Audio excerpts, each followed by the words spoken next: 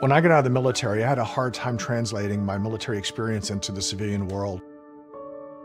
I'll be honest with you, if it wasn't for my wife, I probably would have been that homeless or impoverished vet. But it can be easier with the right support. I'm Mark Casper, and I'm the Executive Director of Tech4Troops. In today's world, you have to have a computer to be able to apply for jobs. Our mission is to empower veterans in need with computers and training to get back in the workforce. Here at Tech4Troops, we're here to push you forward to get you back to where you want to be in life. When the veterans come in, I teach them everything you could think of that's done with a computer. I want them to feel that this is a tool that's going to help them get their life back.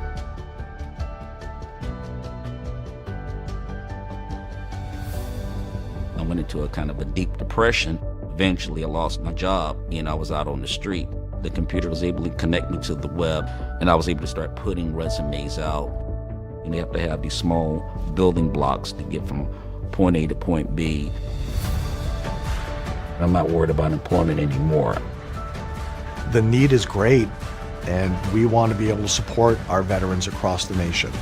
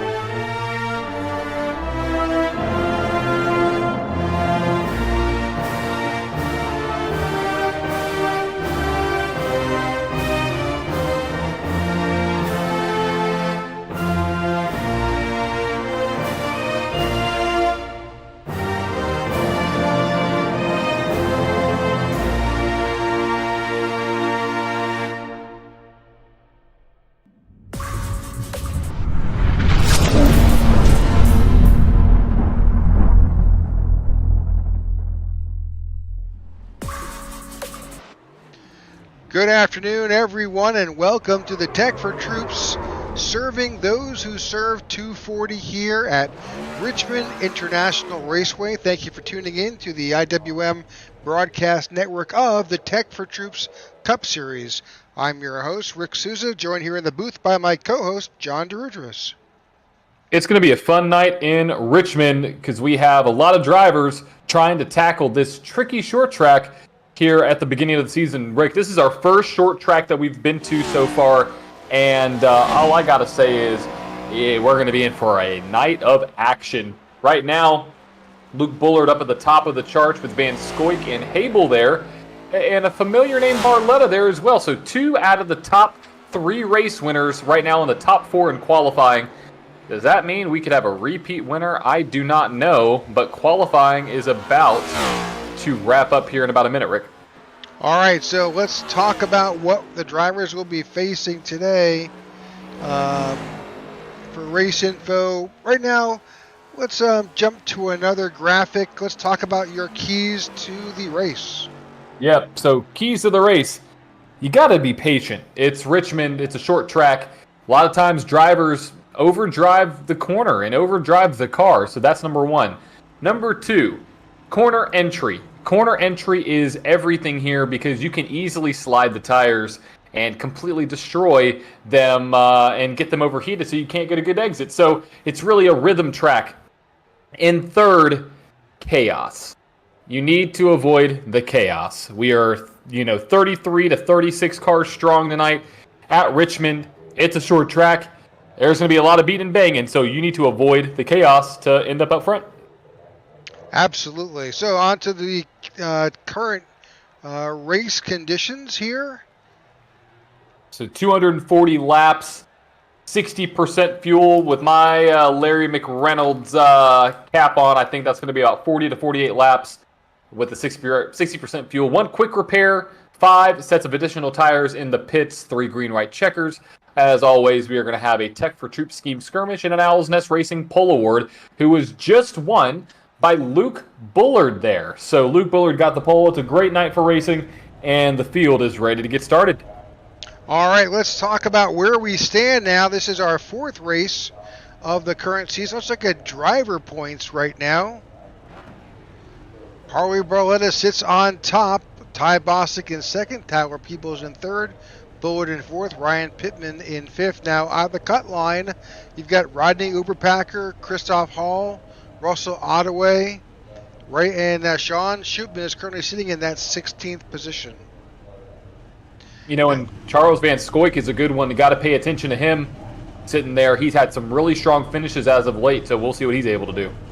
Now for the team championship, NB2 is still holding on top there with a pretty good lead over AJM and Retro Racing. They're both in a tie right now for 2nd, and that Average Joe Motorsports Team 2 is right there behind them. But it's still anybody's championship. There's plenty of events to go, and looking forward to it. It's going to be a great season here in the Tech4Troops Cup Series and the Serving Those Who Serve 240. Can't wait to get this one underway. Looks like we have some cars in the back. Not quite gridded up yet, so we'll have to see what that's about. Well, but Ryan, we've got 34 entries for tonight, which is really remarkable. You get a lot of folks come out when there's typically a mile and a half or a 2 mile, 2.5 mile short tracks. That takes some precision driving. it really does, and we're going to see specifically what these drivers can do here tonight in the Tech4Troop Cup Series. And mastering this track is no easy feat. You know, we've seen some great green flag racing, but a lot of racing that is tight and some incidents. So we'll see how that mixes in tonight. But it looks like pace car lights still on. We're about to get these guys rolling off of the start-finish line, and there we go.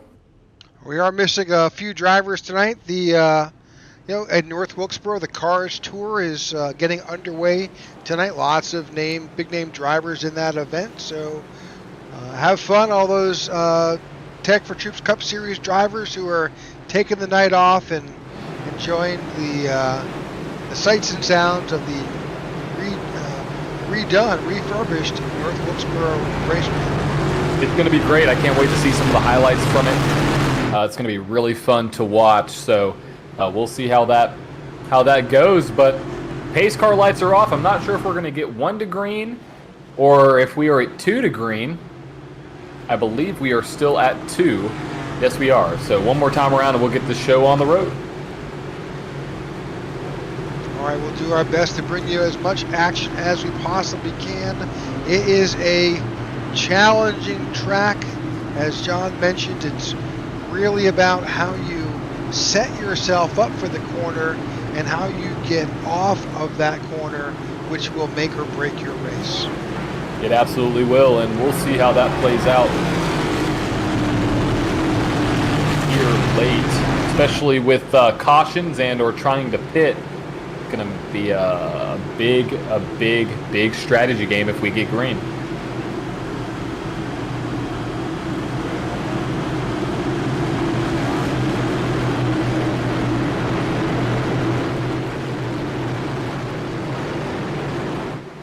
Alrighty, here we go. Green flag is out, and we're underway in the Serving Those Who Serve 240. Trying to take a wider shot here as we work our way back through the pack. We're 3 wide through a number of these turns here. That is hard to miss already. The 19. That's John Ledger. John Ledger is spinning. But he holds it. We stay green. We stay green. Not the start that Ledger was looking for here early, but got to remember, it's a long way to go. Back up at the front, Harley Barletta. Bullard is showing us the way. Van Scoik in second. Joey Doucette is battling with Austin Habel. Doucette needs a strong run here at Richmond. I mean, he's deep down in the point standings, and at this time last year, he was up at the top, so he needs a strong run to make that statement. Now, looking on board, there's Harley Barletta and some of the other NB2 drivers right there is Jeff Nairn. And a car up into the fence, and we have a caution. We do. It's like Brad Previtt may have had an incident. See him slow getting back around. Let's jump to that yellow flag detail.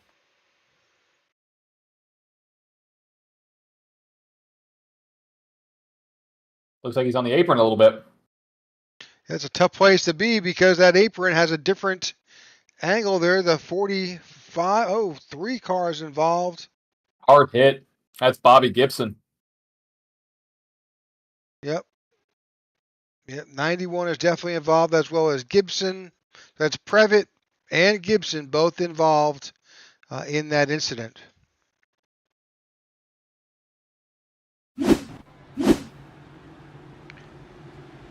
All right, both drivers are in the pits. A number of drivers there as well. Bobby Gibson, Matt McComas, Jorge Rincon. I haven't seen Jorge in is that his first race back? I believe it is. I believe it is his first race back. Yep. So a number of new faces and new names. Jorge has been with us last season, but I think we've got at least one new driver, Russell Keats. First time I'm seeing that name on the board, so we'll see how it goes.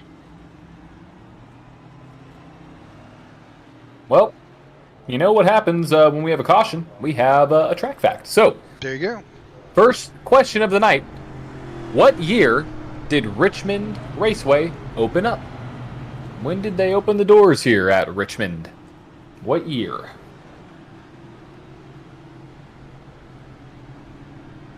Actually, I did not know this at all until I just learned about it. I thought it was interesting. Wow. Okay. There you go. Yeah. Well, lap 6 of scheduled 240 laps here at Richmond. It looks to be like a pretty nice afternoon here, late afternoon, but as we typically do here in the Tech4Troops series, if that track has lights, we will go under them as the race progresses. So we will transition from a day race into a night race as this event goes on. And as I said earlier, 240 laps around this 3/4 of a mile track. We could be here for a while. We could be here for a while, and we hope you join us here on the IWM Broadcast Network. If you enjoy some of our previous broadcasts and you're coming back, thank you for coming back. If you're new here, we're going to be broadcasting our Tech4Troop Cup Series for the entire season for many, many, many weeks to come, and hopefully some more specific series going through the summer. So with that being said, we would love for you to subscribe and follow along. We appreciate all of our 200 now plus subscribers, I believe, Rick. We're up to over 200, and we thank every single one of them for all the constant support. So from everybody here at IWM and Tech4Troops, we love you all. There's a nice sentimental message. There you go. You know, because there's not some nice sentimental messages being sent right now, probably throughout all the drivers with some of the carnage we've seen. So trying to release the tension, as they would say. So a number of drivers, as I said, are off tonight, and Ryan Pittman, I know Ian Ogden, a number of other drivers are attending other events. So again, hope they have fun. Oh, they sure will, 100%.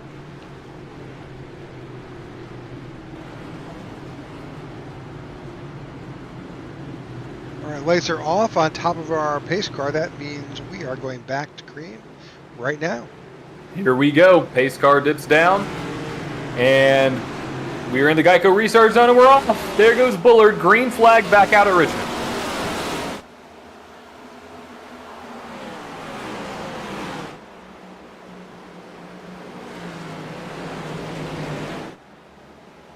All right, looks like a good clean restart.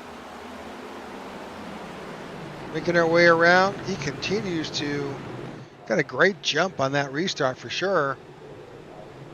Oh, caution is back out. Well, to give the answer, 1946. There you go.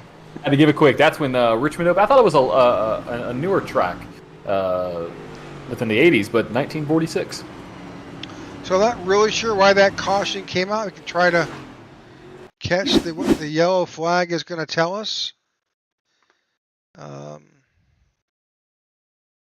Let's jump back here.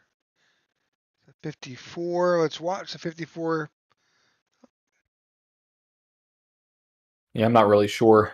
Yeah, I'm just guessing right now. It definitely popped up on my radar, so I'm not sure what we see. I think it may have been, maybe not. I truthfully don't know. I'm looking around the entire track. I don't see anything. Yep, I don't see it. Well, a phantom caution here at Richmond. 11 laps in. Nope, can't tell you why, folks. What I do know is that we are under caution for the third time. Second time. Yep. And with another caution, this brings up another track fact. What was Richmond International Raceway's original name? What was Richmond International Raceway's original name?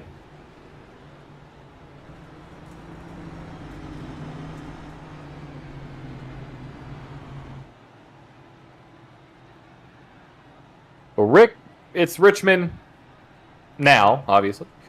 It's something that can breed cautions, lots of cautions early on. So I think once we get these jitters out, we're going to get a good green flag stint. Makes perfect sense. All right, so thanks for tuning in tonight. We're just 12 laps in to our 240 lap event.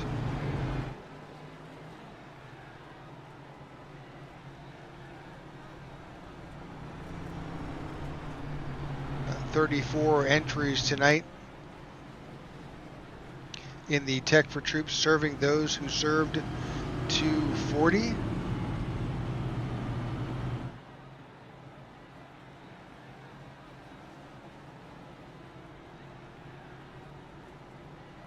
And we are still pacing.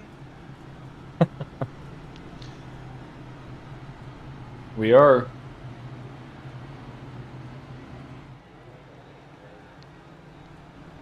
So we'll have to start working with the drivers in the future, John, about bringing them into the, talking to them directly during the race.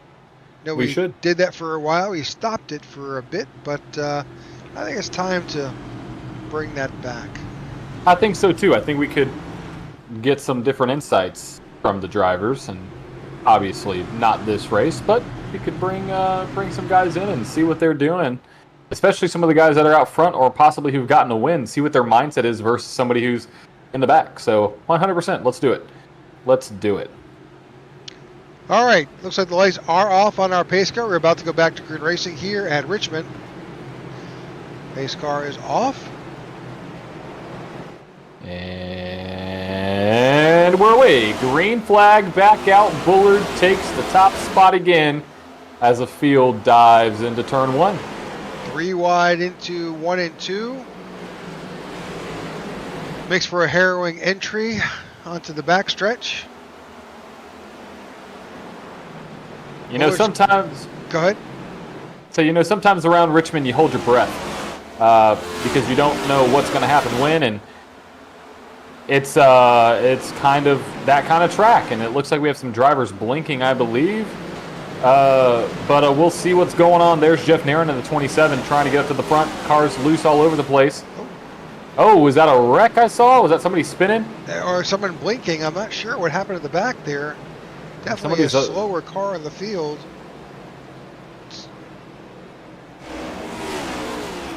I believe, is that 5 is Freddie Durstock is 5. Thought that was who we saw possibly struggling. we'll head back up to the front. Alrighty. Looks like a little bit of a closer gap now from Van Scoik to Doucette and Bullard. There goes Doucette around. Hold on to her. There she goes. I think that was Alonzo King. I could be wrong. Possibly could have been. As we are now working on lap 20. And the caution's out, Rick. Caution, caution, caution in 3. Caution in 3. Matt McComas, possibly. It's actually the entrance of 4. What happened to Matt? Let's try to see just what happened here. Oh, Evan Amick lost it. And Matt was following along. Evan Amick contacts the inside wall. McComas is trying to hold on to it. Drifts up. Oh, takes out Durstock. So the 77, the 10, and unfortunately, by no fault of his own, the 5 of Freddie Durstock gets caught up in that. You know, sometimes you try to pull a Days of Thunder move, and sometimes you're victorious, and sometimes you're not. So, yep. Well, what was that old name of this track? Atlantic Rural Fairgrounds. Atlantic Rural Fairgrounds. Interesting name. Sounds like they may have had a 4-H show there once or twice. Yeah, all right. It's Atlantic Rural Fairgrounds. Well, we're really just barely scratching the surface of this event. We're going to take a quick commercial break. We'll be right back. Are you looking for a way to safely and securely dispose of your old electronic devices? Why not donate them to Tech4Troops?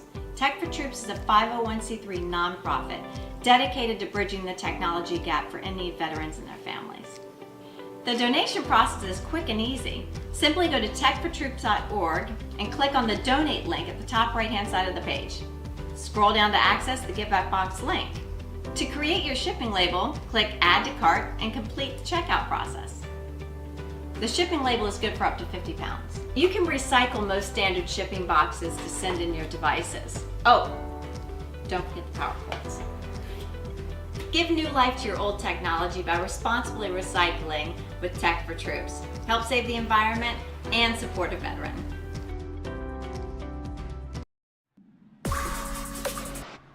All right, welcome back to the Tech4Troops, serving those who serve 240 here at Richmond International Raceway. I am Rick Souza here with John DeRugis with the IWM Broadcast Network, bringing you this race here. We are under our third caution of the night, and a spin with collecting a few drivers. Evan Amick, Matt McComas, and Freddie Durstock were involved, but they have got their cars righted and they are back out on the track. Got another trivia question. So the original name of Richmond was Atlantic Rural Fairgrounds, but it also had another name, a little bit more of a fruitier name in 1948. What was that name that it changed to from Atlantic Rural to XYZ? You don't have to type that in the chat, Rick. That was a very confusing way to say that, but it changed from Atlantic Rural to blank to then Richmond International Raceway. So what was that middle name that it had in 1948? Oh, someone hopped into that one quick. Let's see if I'm not on the YouTube chat. Let's see if that was if this answer possibly could be correct. It's, if it Twitch, is. From Twitch, it's Rec Rap saying it's Cherry Blossom Raceway. Cherry Blossom. I like it, actually. Sounds I like kind that. of fruity. Yeah. It does sound kind of fruity. It is a cherry in there. So we'll Lights see if are that's off the correct on top one. of our pace car.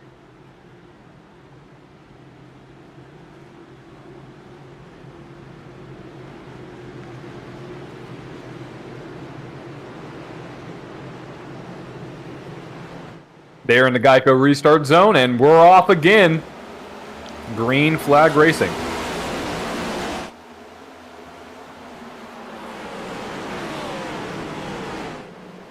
We've survived the first turn. We have. We are a tenth of the way through the race, Rick. Exactly are. a tenth. Got some good paint schemes out there tonight. Now each and every week, Tech4Troops does a scheme skirmish where they make selections for the best paint scheme of the night. That we do. How's it going? Oh, we're this wrecking. week, gentlemen? Uh-oh, we're wrecking again. Yep, big wreck on the back. Well, didn't mean to interrupt you there, Jason. We got a couple cars getting collected on the backstretch. A couple of those beautiful paint schemes we were about to talk about just got a few scratches on them. They'll still look beautiful, though. They'll still look good. They still look great. And if memory serves, I believe this might have been Tech4Troops' first race with you guys this time last year, because Richmond is, as you know, the home of Tech4Troops. We're located right in the center of it there. And I remember it being big deal, getting ready, watching this, and then it was crash after crash. And of course, it's incredibly interesting to watch as the cars, and there's always just something a little different that kind of takes a turn for the unexpected every time. But I was assured it wasn't really typical. It's the short track that throws everybody for a loop. Is that true? Very, very true. It's this is the first track we've run this season, Jason. So these drivers are not quite used to short tracks in these cars just yet. Obviously, we're still very early on. So Nashville last week was kind of a bigger version of this track, but you are spot on there. It looks like that is the 6 car getting into the side of the 47. Just got loose. It happens on cold tires. So it really wasn't a big deal for the 6, but had the 47 not been right under him, it wouldn't have been quite the issue. But since it collected the 47. Once you tag that right rear, it is going around. And sure. As I said, it's always fun to watch, and the Richmond circuit just brings back some good memories for me. It's hard to believe that it's been a whole season has gone by with us with the Tech4Troops Cup Series. I wanted to highlight our winner of the Scheme Skirmish contest last week. It was Sammy Harrell. I'm iffy on the car number. You guys will have to tell me what that is. Sammy is in the 42 STP. That 42. Okay, because it has 43 on it somewhere. So yeah.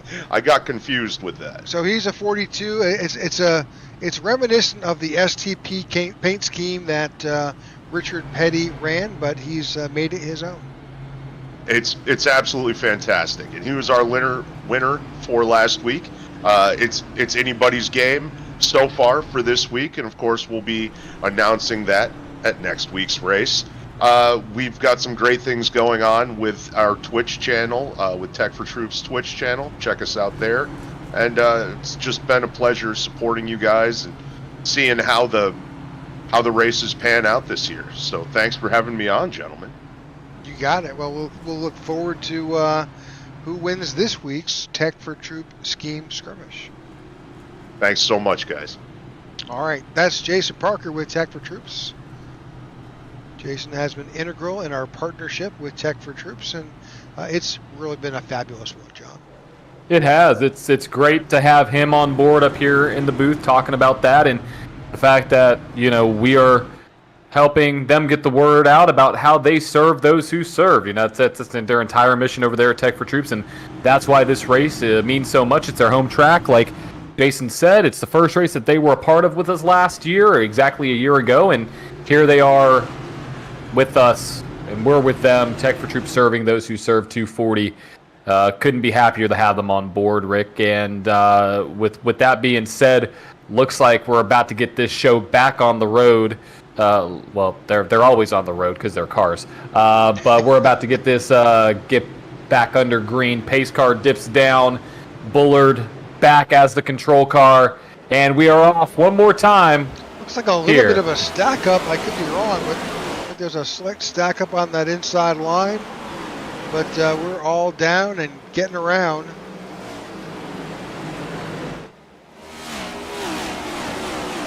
Calling the wall. Yep. Oh, and spinning. Again. That's Matt McComas.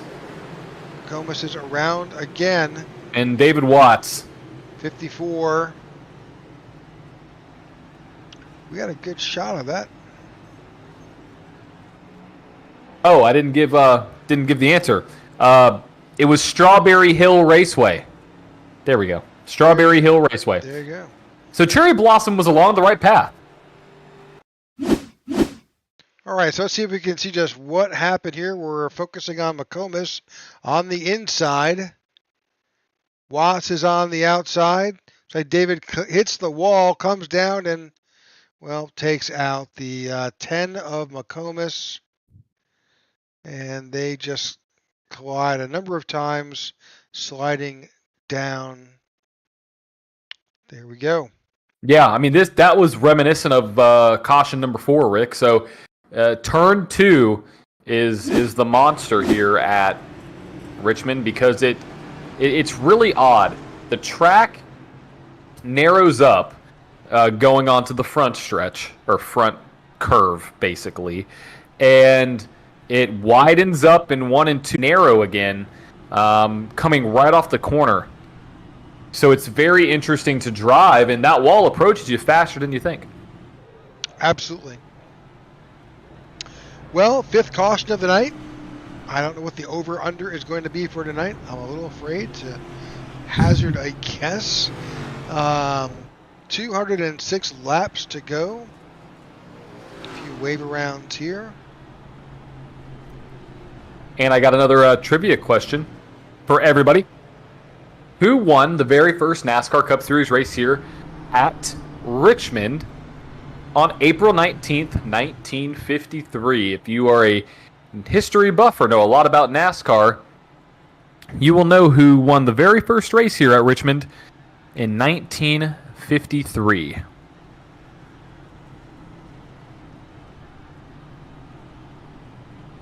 I may have to find a new list here soon, Rick. You just might. All right, Luke Bullard continues to show us the way. Joey Doucette is in second. Let's change that tower from time to place. And you got Van Scoik in third. Alonzo King shows up in fourth. You've got Zach Ward in fifth, Austin Abel in sixth, Harley Barletta in seventh, Maurice Burnett in eighth, Sammy King in ninth, and Christoph Hall is up to 10th.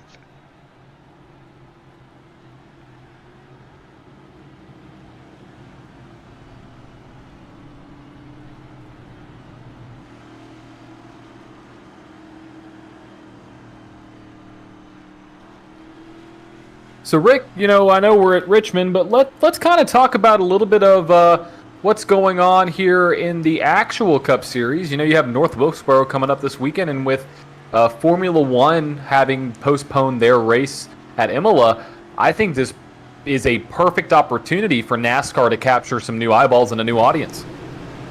Oh, I think it's a great opportunity. In fact, for that matter, it's become the only game in town. Yeah.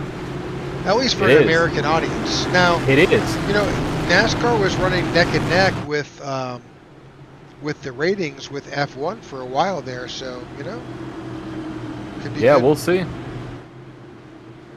It'd be interesting to see what it looks like. Lights are on here in Richmond, and our pace car is off. And the gas pedal is pressed. Oh, both lines, big checkup. The only driver I see on my screen is the 3 of Luke Bullard. Everybody else is all behind him. We got some bump drafting going up there in the front. And, it was close between first and second. And, they are tied up in the front. A lot of battling between, that is the 6, the 11. Very, very close racing there for third on back. Almost had an incident, but we got through it. 42's up in the wall. He's back out. He survived it. He's up in the very high line, running that Kyle Busch line. That is hard to do consistently on this track. Oh, some earlier car on the wall. Oh, yep, another car on the wall. Don't know who that was. May have been the 12 of Greg Altizer. Got a car down pit road. Middle of the field here. Alrighty. A lot of action. You know, 3/4 mile track. It's hard to keep up with. Oh, the wreck again, maybe. They survived it. Don't know how, but they lived to drive another turn. It may be their last turn. We never know here. So we are focusing on some little bit of battles as we go back to the field. Yep, that was an incident between the 24 and the 12. 12's asking to get let down because he's coming down pit road. Looks like we are all straightened up for now, Rick. 42 in of 240. Looks like the majority of the field single file. So back up at the front. Joey Doucette is now moved up to second. Van Scoik trying to get around Alonzo King. They're battling right there. That's our big battle here at the front between these two. That's Charles Van Scoik, Alonzo King. They are door to door.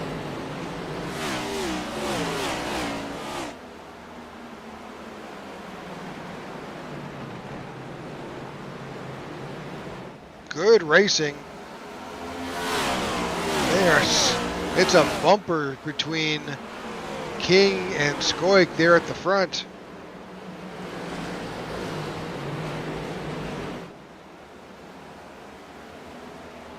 And we got some really tight racing up here, Rick. Yeah, they're not doing each other any favors by going side by side like that. They're not losing much ground. No, but it's not going to work long term. You got to get single file and get your way, work your way around.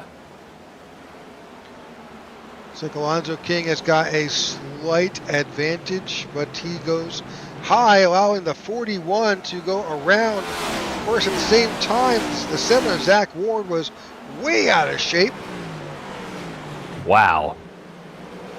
These cars seem kind of light on their feet, Rick. Yeah, it looks like it. I remember nobody has come in, although we have had a number of cautions. The top 18 have not seen pit road, so someone's blinking back there ahead of Sammy Harrell. I think it's Ty Bostic. Ty Bostic is currently having some connection issues, which is unfortunate for Ty. Yep, Bostic, last week's winner, he does not need to have that. I mean, he's already secured his, place in the championship, but still wants to get a good finish here, as it looks like Bullard is still out front. No, Joey Doucette has just eclipsed him. We missed that pass.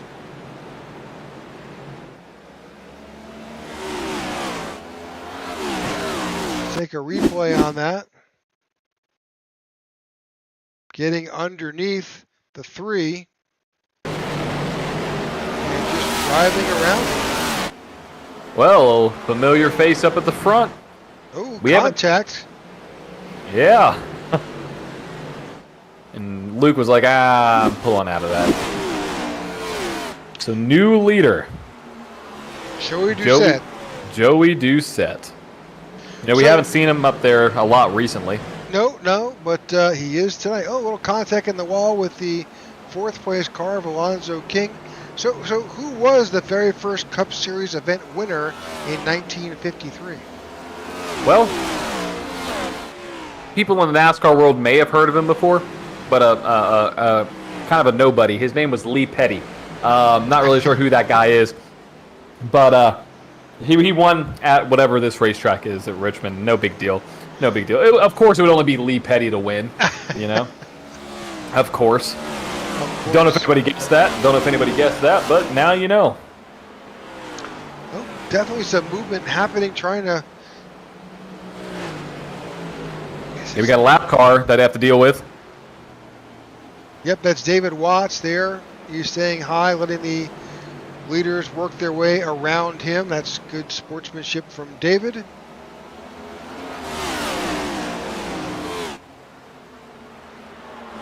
You don't have to, obviously, but if you know that you're off, or you've got some damage, or frankly, this isn't your track, let him race. Sure, let him race. Why not? That car on the other side, I'm not sure who that was. I don't know, but he's definitely down there on the apron. Careful trying to get back up. There's a significant bit of change of angle between that apron and this racing surface, and it will upset that car.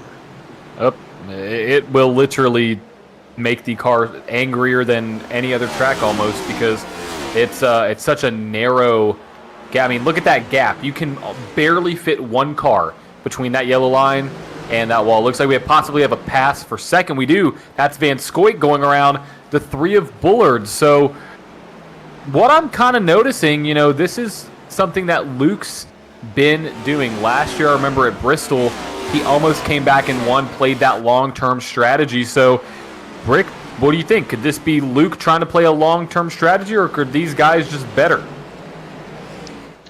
I think it is, he's just letting the race play out to him. Wherever he winds up, he winds up. He knows it's a 240-lap event. You're not going to win it on lap 56. And if someone is faster, let him be it. And, Richmond's a kind of place where you can if you run a more consistent line, you will save your tires versus just chewing the heck out of them. And you will drive to survive. You will. You will. Not the Formula One kind, though. The NASCAR kind. The NASCAR. So 58 laps are in the books.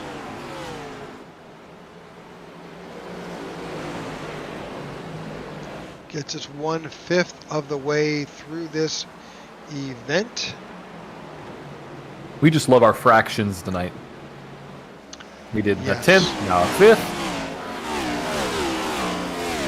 It'll be a 3rd here in a little bit. It'll be a half. Well, And then at the lap, it's going to be a 4. there we go. Exactly.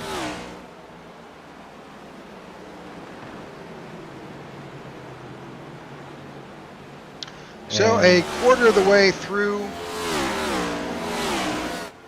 this event, and our calculations went out the window when it came to fuel because of the 5 cautions we had in the past 60 laps. So that is probably added another 15 laps maybe on this tank of fuel. Yeah, it's definitely added quite a few. I'm looking around lap 70 actually, because we had a ton of cautions with a ton of different laps, and under green flag conditions, you could see pretty much almost 2 to 2.5 gallons a lap. My bad, not 2.5 gallons a lap. You can run about 2 to 5 miles per gallon under green flag condition. Under caution, that's about 14 to 16. So we'll see how this plays out here in the next 5, 10, 15 laps, see who makes their way down pit road. I mean, this is the longest green flag run we've had, so green flag stops are imminent, but also getting on pit road is in and of itself its own battle, so you have to be very careful with that. I would not be surprised if we saw a car spin coming on the pit road. Not surprised at all. So while we have this opportunity, let's take a short commercial break. You won't miss anything. We will be side by side in green flag conditions. 1 second. We'll be right back. When veterans get out of the military, a lot of them don't know how to translate their skill sets into the civilian world, and they lapse into poverty or into homelessness. But it can be easier with the right support. At Tech4Troops, our mission is to empower veterans in need with computers and training to get back in the workforce. We want to be able to support our veterans across the nation.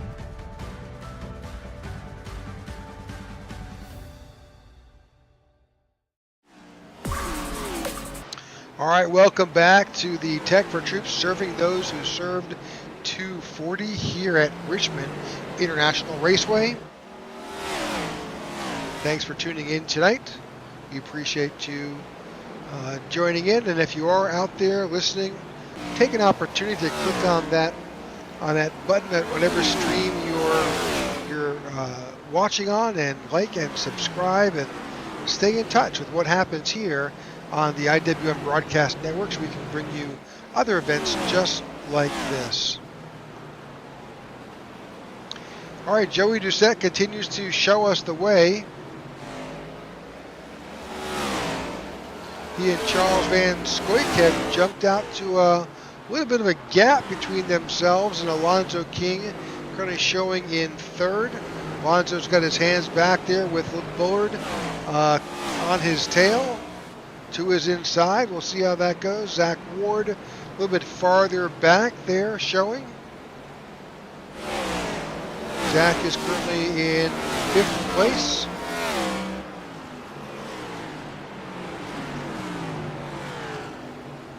Trying to highlight that driver.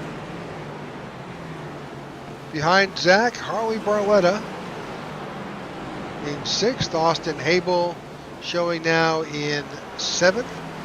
Maurice Burnett is in 8th.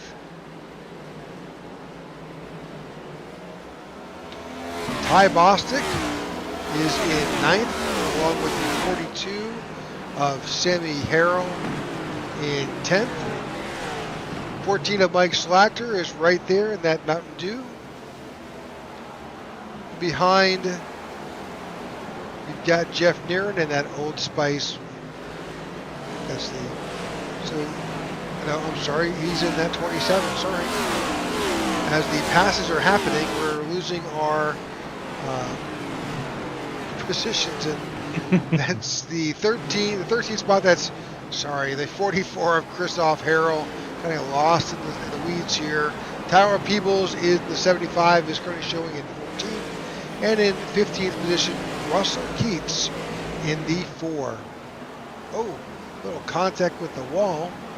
Yeah, we've had some contact all over the track. We had some contact with the leader in a lap down car, and it's definitely interesting to see how these drivers are going to play it. We're at lap 71. I'm predicting some pit stops here soon. So we'll see what happens. There's David Clayman there, Mark Hanna. That's the 45 of Mark Hanna, you're right. Looks like we got David Watts coming down pit road. He is a lap down.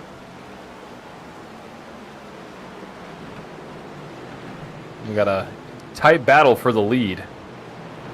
Let's jump back up to the front with Doucette and Van Scoik, and I think they've run into some lap traffic, and that has really cost Joey Doucette some time. Oh, little contact between the 41 and the 11. The 41's been beating on the back bumper of that 11 quite a bit now. Watch what happens as he goes in the corner. Look, oh, he turned him. He got into his left rear. Definitely some contact there. Oh, there goes Luke. He saved it. Luke is good. Well, a little bit of contact with the wall. Back up front. Van Scoik. Yeah, he continues to bang on the door of the 11. He tried going low. There goes Van Scoik to the outside. Joey Doucette down low, and Van Scoik was not able to get the run. These guys have got old tires. They're not going to grip like they did, but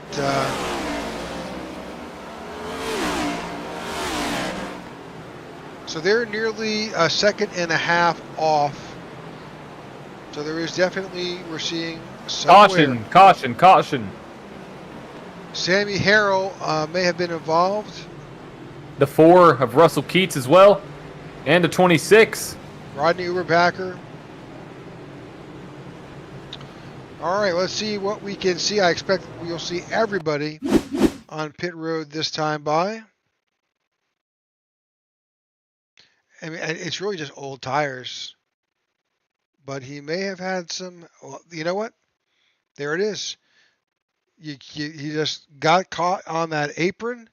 Oh! He got spun. The forward nose right into the wall.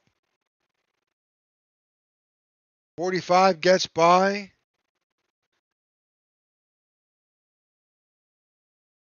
They survive. That's Uber Packer there, who was also involved. Exactly.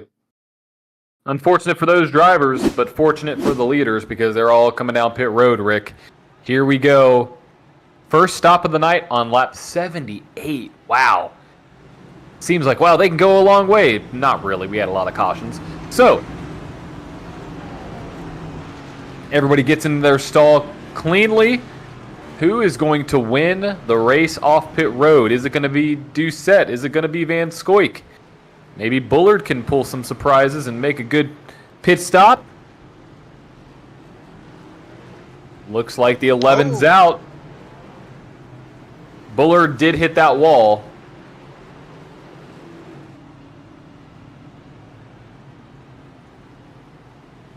So the 11 retains the lead. We'll see how this all plays out.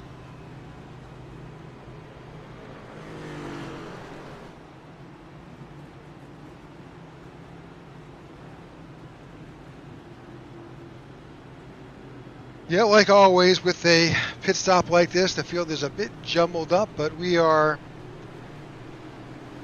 going to get sorted out here before we go back to green. 162 laps to go here at Richmond.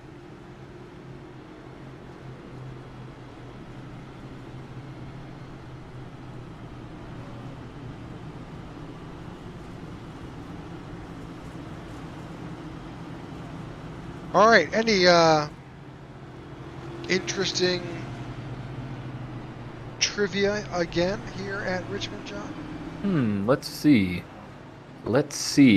Okay, which active Cup Series driver has the most wins at Richmond?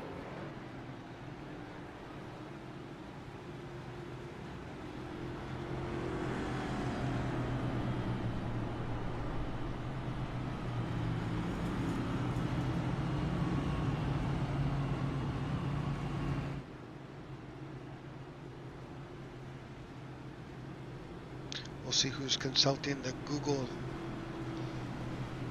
Maybe it's Angelin. Angelin's pretty good at the Google. All right. Lap 80 is complete. We are 1/3 of the way through. There we are with our fractions. If you learn nothing from this broadcast, you will learn your fractions. You definitely will. You definitely will. Hey, fractions can be used in any kind of conversation, you know, halves, quarters, 3/4, 1/6, 2/8, all the fun stuff. Yeah, in baking. Exactly. So if you like baking and you like NASCAR, watch our broadcast because we'll teach you about how to use fractions. There we go. Never thought I'd hear a comparison to baking and NASCAR outside of shake and bake, but there you go. Maybe it's more just us counting down this event here as we wind this. This is our sixth caution of the night, brought on by a spin at the back of the field, collecting a couple of drivers. But the pace car is off, and we are back to green flag. Joey Doucette was our control car. Charles Van Scoik on the outside, and it is a battle. These are cold tires, folks. Yeah, he has that spot. Van Scoik got tight. Oh, watch out. There, dives down. He's got into him. Oh, that's Alonzo King. He spins. He saved it, though. Nobody got into him just yet. Maybe not. Oh, they're wrecking. They're wrecking.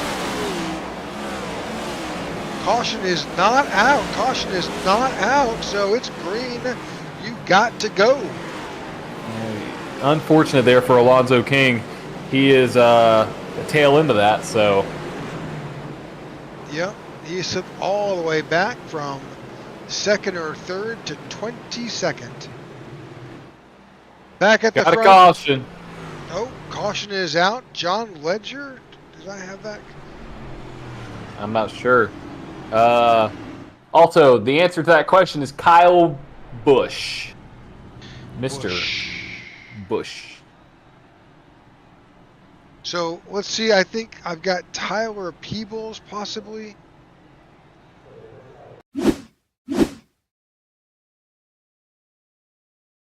Or watching the 75 here. He is under the 88, and the 88 comes down, unfortunately, into the 75 of Peebles. And then he will be collected, by the 19 of Ledger. Oh, man. Ledger cannot catch a break tonight. It's like beyond that, everybody makes it under, although I think that's King. Yeah, that was King, who basically just parked it to avoid it. And the 75 he was not too far off pit road. Not at all. All right. Lap 85 is now our 7th caution of the night. I got to find more facts. Yeah, we may just run out. We may have to make up facts about other things. We could. We other could. Tracks. Okay, I have one. Let's see. Who has the most wins all time at Richmond of past and present drivers? The answer is not Kyle Busch. Just throwing that out there. Who has the most wins all time at Richmond? Past or active? Which is obviously it's not Kyle Busch, so it has to be the past.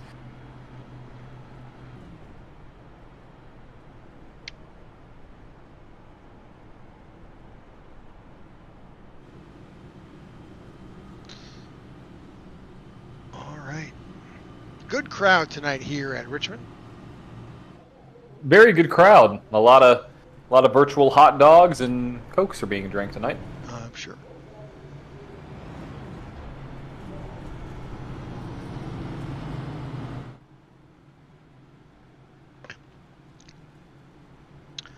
All right. 154 laps to go. Lap 87 is in the books.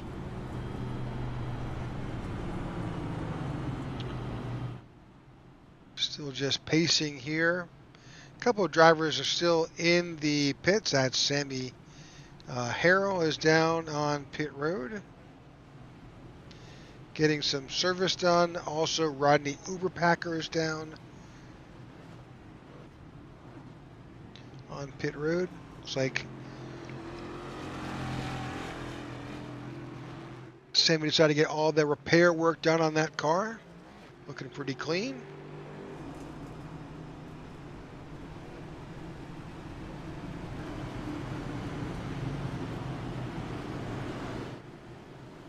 Lights are off on our pace car. They are. We're going to go green here fairly soon. And we'll see how this plays out as this race unfolds.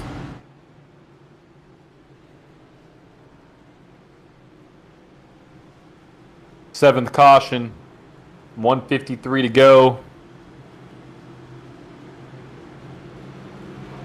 Pace car is about to dip down. Joey Doucette is your control car. Van Scoik wants that lead, though, and we are back to green flag racing again. Outside line, a little checked up there from the 7, but we're underway.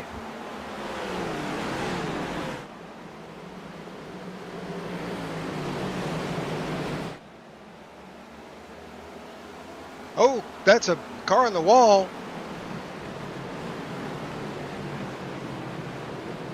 Back out. That was a 28 of Bobby Gibson. He has brought out our 8th caution of the night. Let's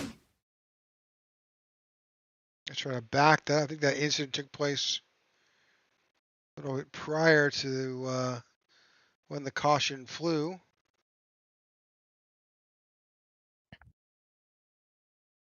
All right. Just spun the tires. Caught the inside retaining wall. Parts flying. He's on the apron. Unfortunately, that's a bad place to be because of the angle between that apron and that racing surface. And unfortunately for Mr. Gibson, caution flag has flown. It pretty much just sends your car into like a 3-wheel spin because it lifts that left rear off, so you lose all traction and all weight is just distributed in such an odd way. You can't save it. Literally, you can't save it. So, unfortunate there for Bobby. We're under our 8th caution. Who has the most wins at Richmond? Well, it's some other random guy who has the same last name as the first winner. But this dude, his name's Richard Petty. I don't know if anybody's ever heard of him before, but he won here 13 times. 13. So Bush is going to have to be driving for quite a long time before he can make that mark. But Richard Petty has 13 wins.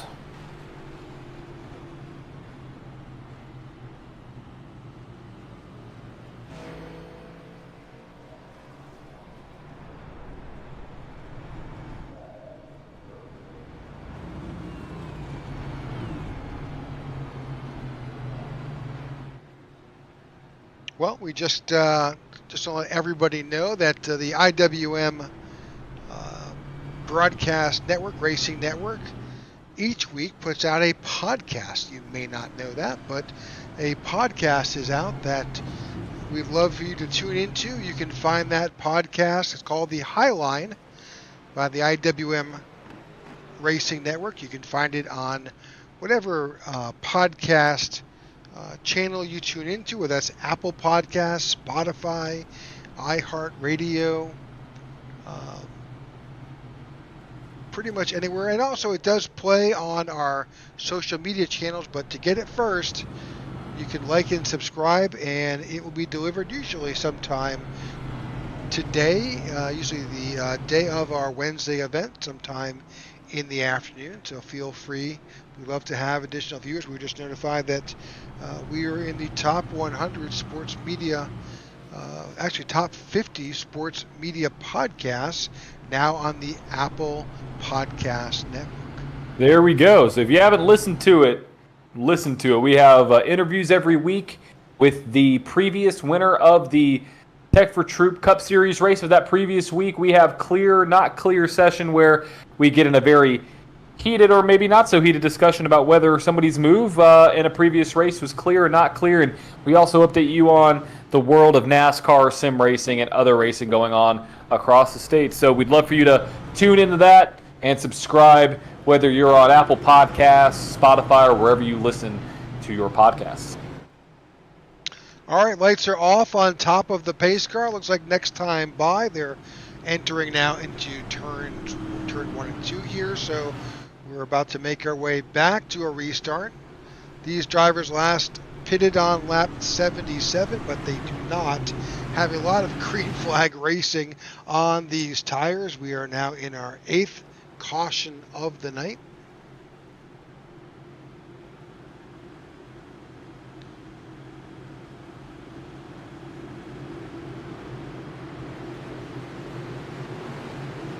We had 34 entries. We've only had a handful of retirees at this point. Just 4 cars have retired.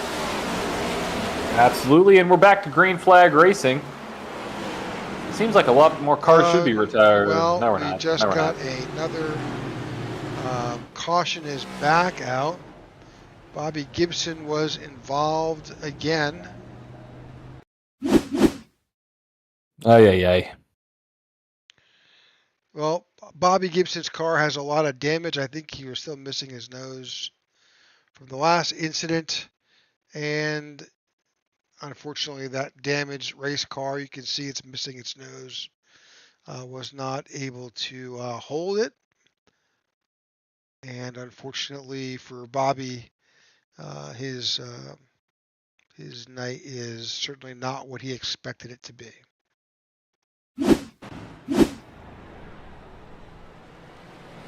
Okay, so we are chipping away at our 240 laps here with some caution laps.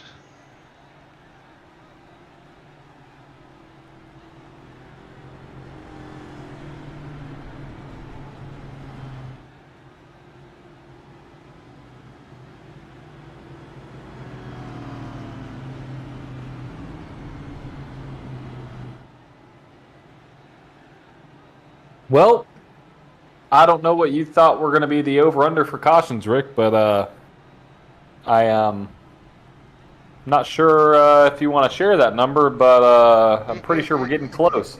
Pretty sure we're getting close. Yep.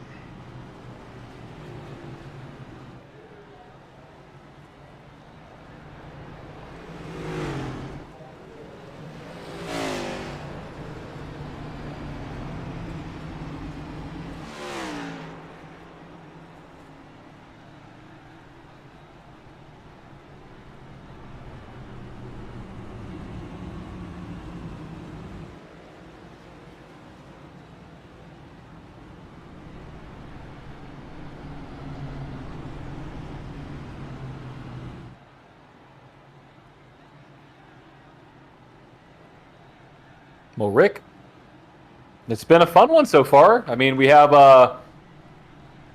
about to be almost, what is 1 and 2.4 ready? I was like, what is now 100 of 240? There we go. We hit lap 100. 141 to go. Yeah, I couldn't do math right there. We're almost halfway.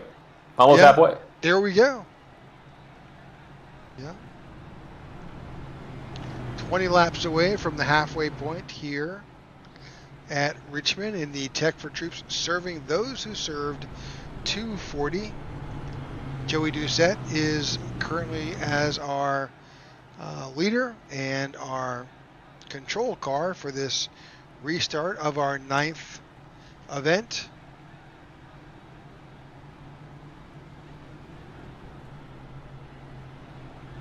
This is not a track fact, or it is a track fact, I'm just going to say it.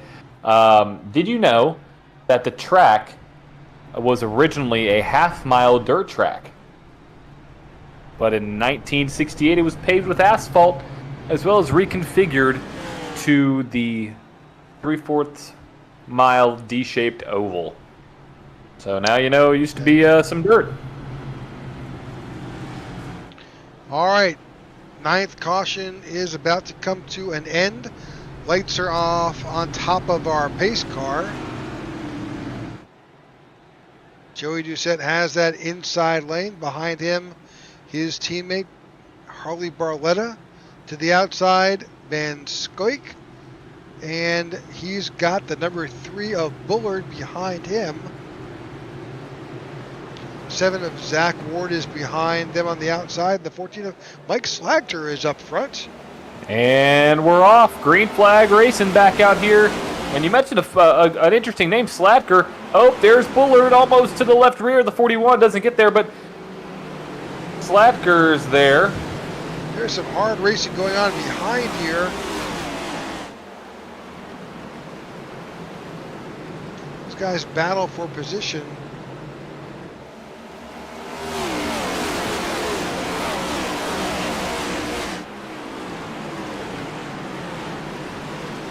Alrighty, 103 of 240 complete. There's Mark Hanna on the outside of the 44. Oh, some contact a bit. I thought I saw. That would be David Clayman possibly getting around the 6 of Austin Habel. You're correct. A little bit of contact there for those drivers. And a caution. And a caution.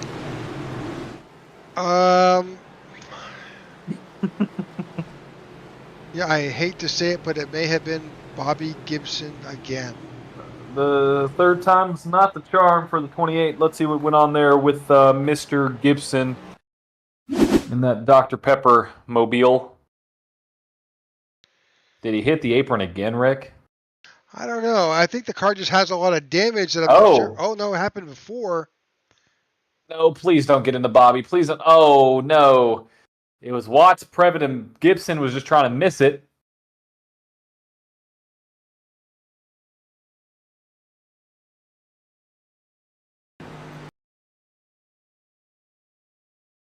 So Previn gets tagged in the left rear quarter by the 54.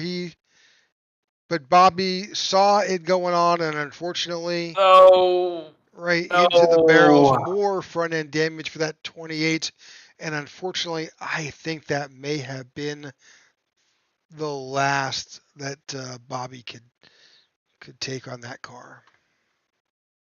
I mean, you can see right there his engine blew as he hit the barrels. You know, it's very unfortunate there. Call the security, not the security guard. Call the marshal to get that tow truck out. They need to get somebody out here to get that. So tough break for Bobby. Yep, this is a tough track. I mean, it's for me. I see this track as kind of one of those oddballs. It's not that half mile. It's not the 1 mile. It's just a weird track. It's almost like a baby mile and a half. Does that make sense? You know, It is. You know, and it doesn't drive like a mile and a half. It drives like a short track. So you have to really pay attention to how you get into 1 and then into 3. And if you don't, you're toast. Literally, you are toast. Bobby's front end was toast that last time. So it's almost like I think this is very reminiscent of Nashville. Nashville is that D-shaped kind of oval, and Nashville's a mile and a half. So you can say that, you know, those two tracks are very similar. Obviously, banking's a little bit different, especially corner exit is different, but general shape, they are both the letter D. So we've got 7 cars who are not on the lead lap and who are in the pits getting repairs done.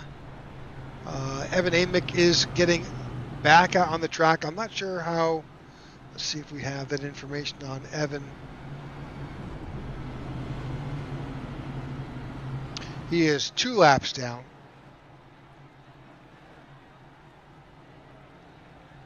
And he will be the last, I think, Pete Woodrum, I think, is still out there. Woodrum is 14 laps down, but he had a lot of repairs done from that earlier incident. So really, you know, attrition is beginning to take its toll here at the tail end of the field. A lot of guys have tagged those walls, and they tagged each other, and we're now on the 10th caution of the night.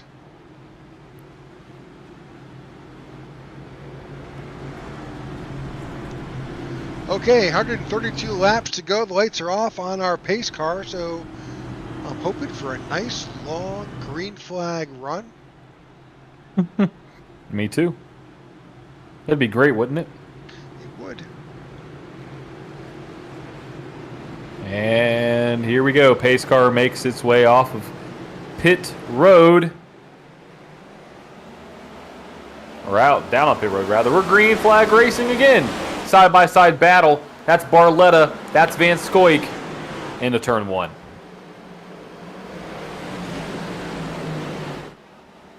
Oh. I think that's the 6 that dived down low.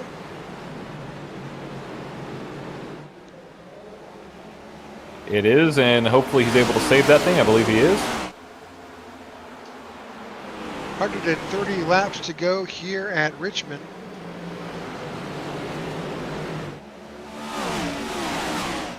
Oh, car on the wall, car on the wall. I think that's the 88 of Maurice Burnett, but the green flag still flies. No caution here at Richmond. No caution at Richmond, which means we are still going in the right direction. All cars are still pointed forward, so we'll see how this plays out. Joey Doucette continues to lead, although he now has Charles Van Scoik on his bumper. Definitely some battles happening behind. Luke Bullard is back there, and he's got Harley Barletta behind him with Zach Ward on his tail. And then further on back, Zach Allen, Mike Slagter, and David Quaylen are back there chasing, looking after the 6th, 7th, and 8th slots.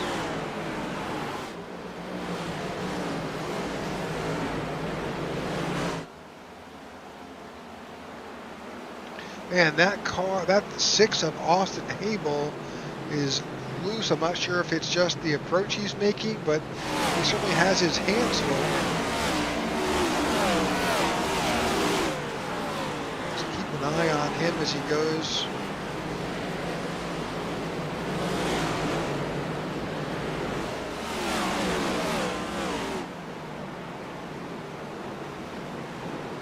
Around the 29 of William Mann. Oh, William Mann taps the rear end of Mark Hanna. Hold on to it. Hold on to her. Oh, and we're under caution. Well, Again. kind of caught that one again, John. We did. Are we jinxing him by fouling him, or oh, hang on to it, Mark? Yeah, I don't know. I don't know, Rick. All right. Well, that is the 11th caution of our night. Beautiful paint scheme on that 45 of Mark Hanna. Gorgeous. I get a better shot of that. There we go. Look at that. That's a gorgeous one. Love the black and orange half crescent across the hood. The honeycomb paint scheme. Very nice. Very nice out of the 45 camp. Okay, so while that was going on, there was a lead change that must have occurred. Let's see if we can find that lead change.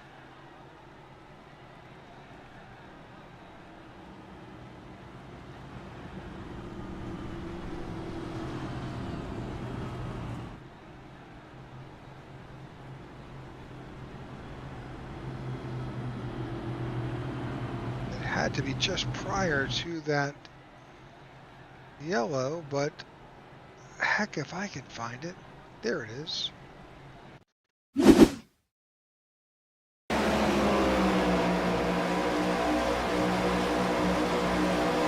Hey, he took that high line.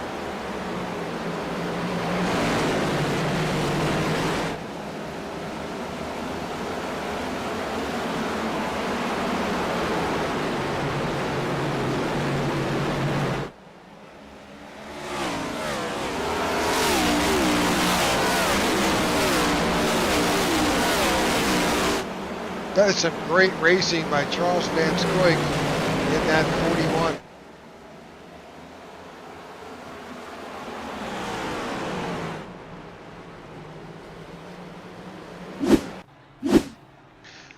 Okay, we are under our 11th caution of the night, coming up to exactly the halfway point, and we will take this opportunity to take another commercial break.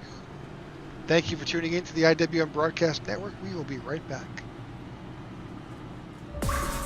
When veterans get out of the military, a lot of them don't know how to translate their skill sets into the civilian world, and they lapse into poverty or into homelessness. But it can be easier with the right support. At Tech4Troops, our mission is to empower veterans in need with computers to get back in the workforce. We want to support our veterans across the nation.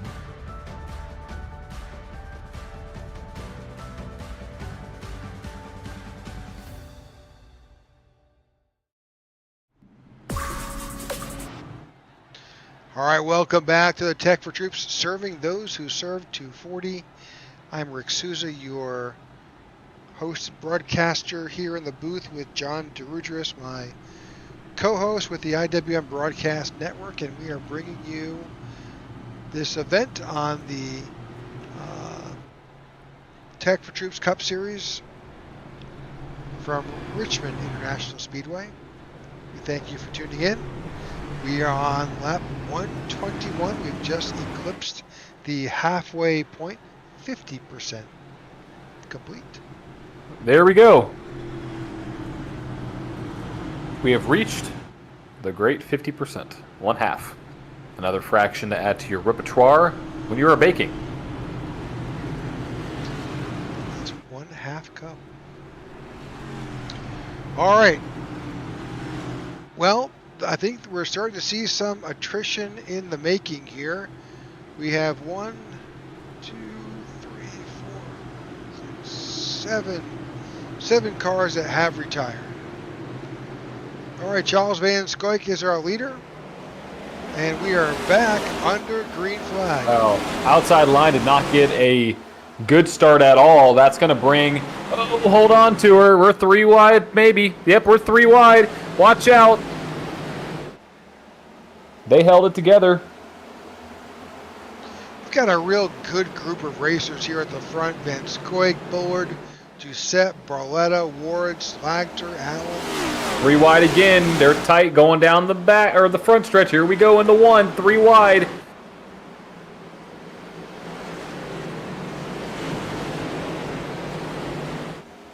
And they are still 3 wide.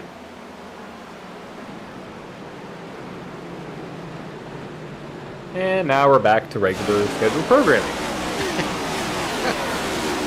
We are still keeping our eyes on what's happening mid-pack here because there's a lot of action going on amongst these drivers. Tons of action. They're trying to get their way back up to the front, and the only way to do that is to maybe take a risk, get under somebody, take a different line, do something different, because what you're doing now has not worked for the past 125 laps. Oh, as long contact as between the 15 and the 6. Oh, no. Big wreck. Oh, massive wreck car upside down or sideways. That's the 27 of Jeff Nairn. Did we catch all of that? Yes. We need to see that again. That was the biggest wreck of the night.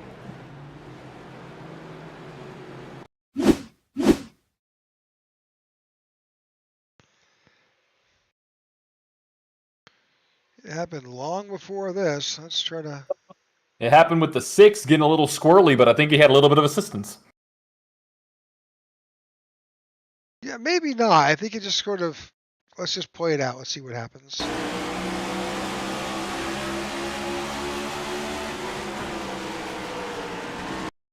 So I think the 6 came down. Well... Little net code. Slight net code. Yeah, little net code, but it looked like it was... Both drivers were fighting for the same spot. But unfortunately, the 15 survived, and the 6 did not. Bostic spinning, the 80 of Alonzo King involved, the 27 of Nairn. Ah, wow. Nairn almost flips upside down. He's already up on 2 wheels.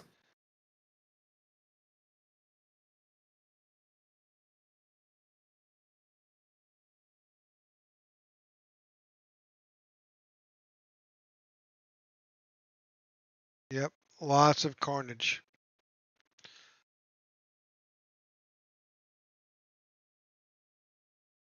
Who got the worst of that one? I don't know. Take your pick.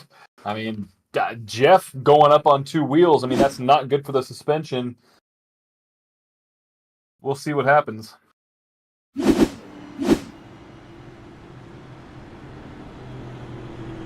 tough break for a lot of these drivers here tonight. Yep, yep. So with this league, there's one quick repair, which means that kind of like a do-over.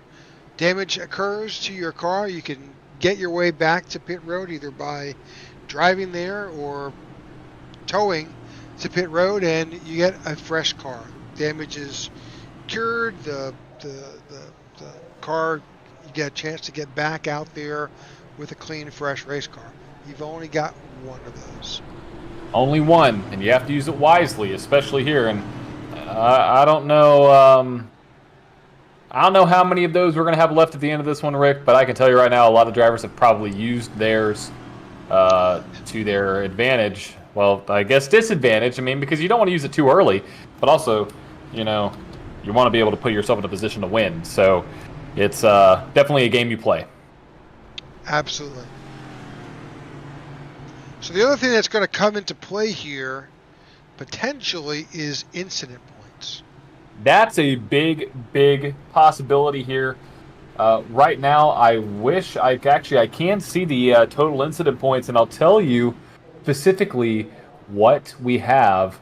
Right now, we have a lot of drivers that are in that double-digit mark, A couple drivers you want to pay attention to: Russell Keats, James Altizer, John Ledger, Uberpacker, and Gibson, all in double digits. Same thing with Redford, Amick, and King.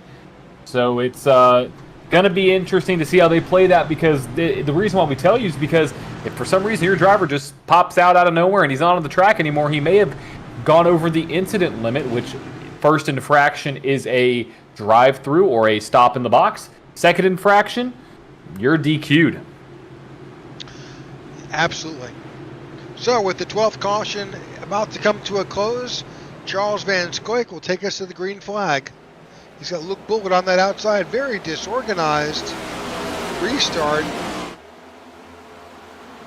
Let's hope they can keep their car straight. So the first, just to put this in your head, top 10 have not, oh, goes a car sideways. Oh, yeah. I don't know who that was. Looks like Jeff Nairn, possibly.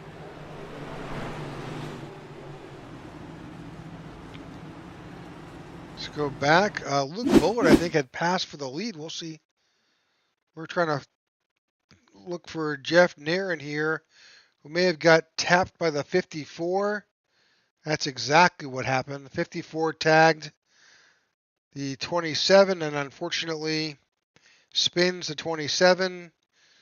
Everybody seems to get by. Pretty minor damage for the 27, but unfortunately we are back under caution. Yes, we are, Rick.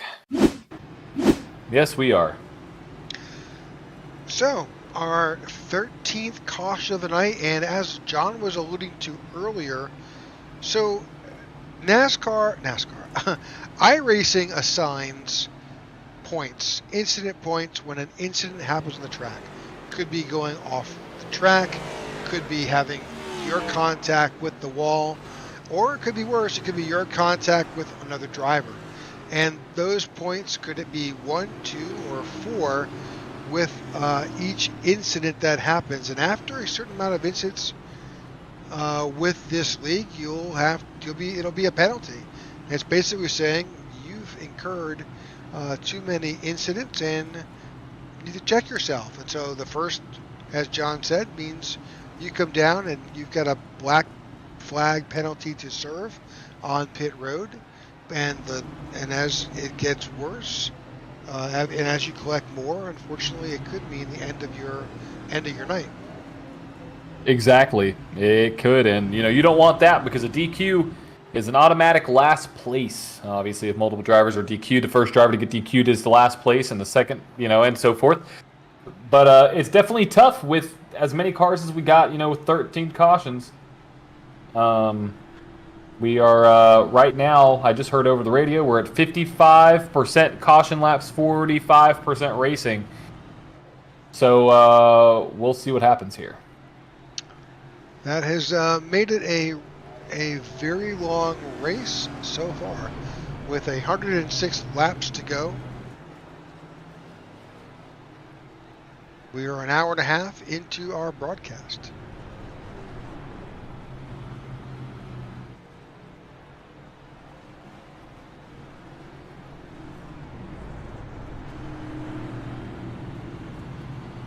All right, so our 13th caution is out.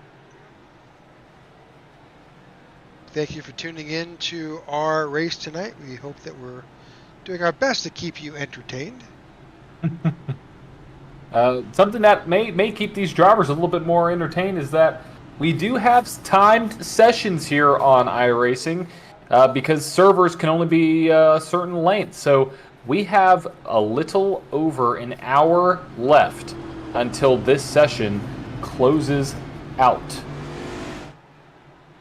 What that means is if we are still racing in exactly an hour from now, wherever the field is in that current running order, once that time expires is the end of the race, whether we get to the end or not. Kind of like almost at a super speedway like Talladega. Let's say we're doing too many overtimes and nighttime falls, kind of the same thing. Right now we have about an hour left. Red flag at a race event. Where the field is, that's how it finishes.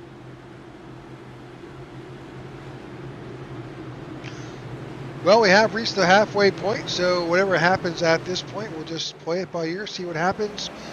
And we are back to green flag racing. Luke Bullard is your leader. He is. And we got some action. Here we go. Going into turn 1.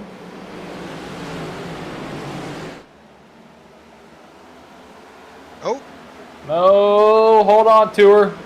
thought that was the 88 again.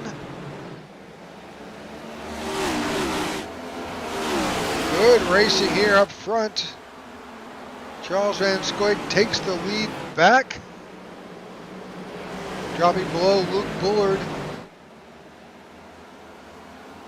Luke's not ready to give it up. He's back on the rear bumper of Van Scoik, trying to take that back.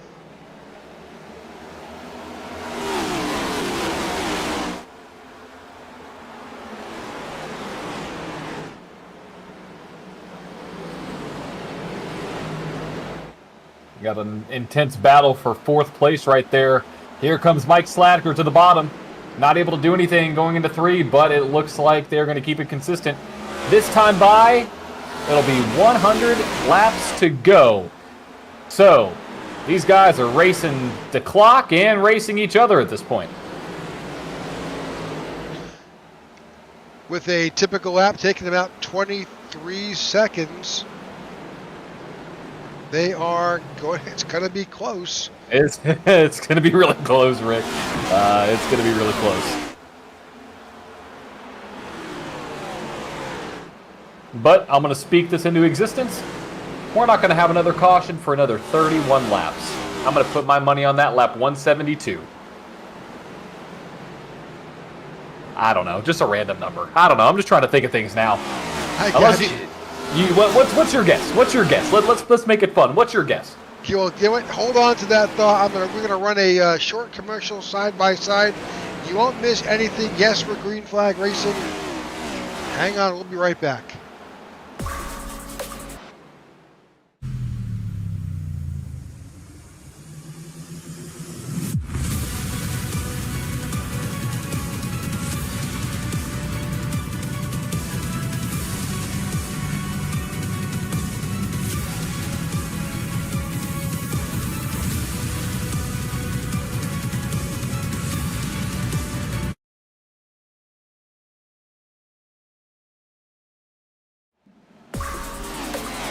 All right, welcome back. Lap 144 of 240. We've got 97 laps to go here with the Tech4Troops serving those who serve 240. Thanks for tuning in to the IWM Broadcast Network. We're battling here. Charles Van Scoik has regained the lead over Luke Bullard. Joey Doucette is in 3rd. Zach Ward in 4th. Mike Slachter in 5th. Brandon Redford has worked his way up to 6th. Zach Allen in 7th. Christoph Hall in 8th. Harley Barletta in 9th. And William Mann Jr. is in 10th.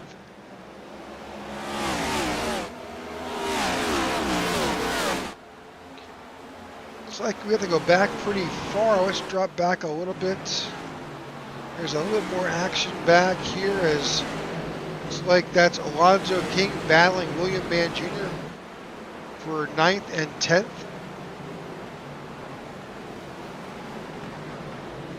Got the, that is trying to figure out Ty Boston back there as well, getting up under David Clayman.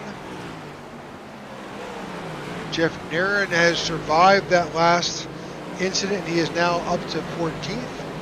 You know, these guys have an opportunity to get back. I think that they've, like you said earlier, they may have pocketed that quick repair. They may have had to use it, but now as this race is beginning to wind down, they're making their way back up to the front. They are, and that's what it takes. That's what it takes here at Richmond, and it looks like everybody's minding their own P's and Q's. This is the tightest battle, I think, happening right now. SC22 of Bostic with David Clayman going into William Mann Jr. That is a battle for 11.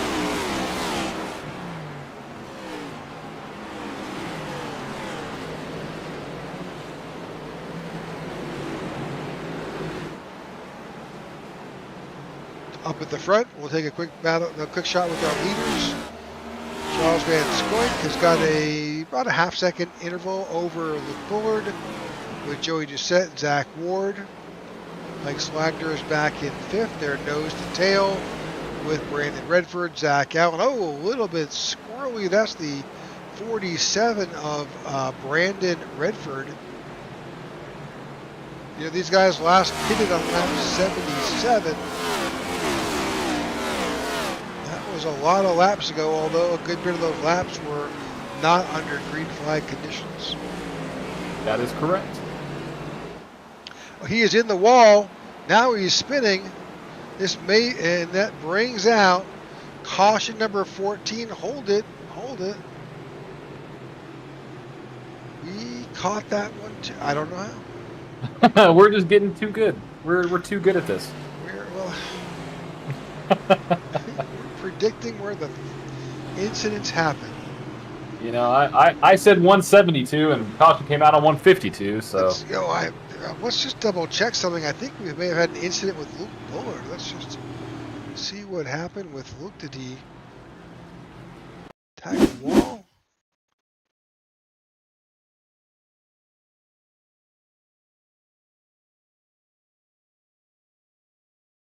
Maybe there's a connection issue. Not really sure. The caution flies. Oh, okay. Never mind.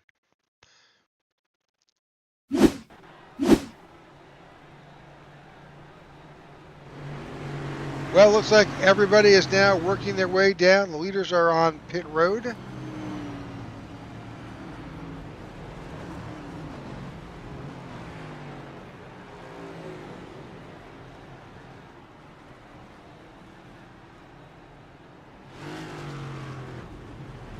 You know, Rick, with the cautions we've had, could this be the last stop? I don't mean to throw that out there, but I mean, with cautions, I mean, I guess we wouldn't get to the end at that point.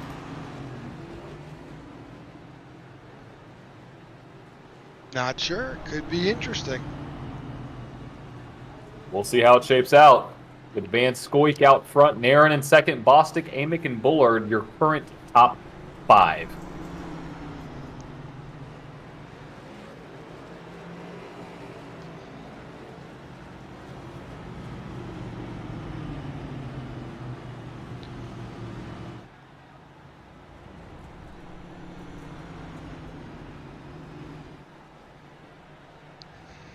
All right, 87 to go. 14th caution of the night. We are running out of laps and running out of time to get this race in. Do you show in your black box, John, how much race time is left in the session? Yes, we have exactly for 52 minutes. Okay. 52 minutes. I think we'll get it in if we can settle down a bit for these last 86 laps, barring a handful of cautions towards the end. Of course.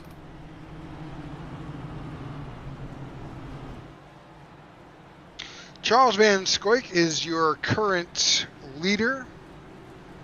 Jeff Nairn has moved up to second. Now, interesting though, Charles Van Scoik did not pit. He is still out there on old tires from lap 77.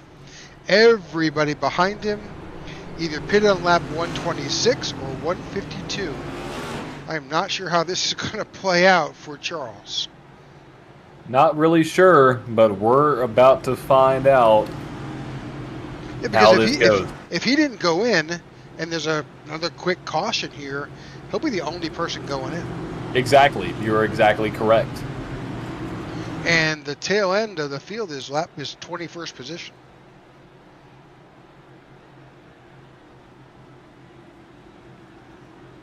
All right, lights are off. Next time by. The 84 laps to go. Pace car is off. Alrighty, here we go. Pace car's off. Green flag back out. Van Scoik to the point. Good jump by Charles Van Scoik. A little bit of battling going on behind him. Look at that, 2 and 3 wide. These guys are all on fresh tires. They're going to run him down. That's the 22 of Bostic on his tail. Ty pitted last on lap 126. We have 3 wide in the front stretch. Joey Doucette's in the wall.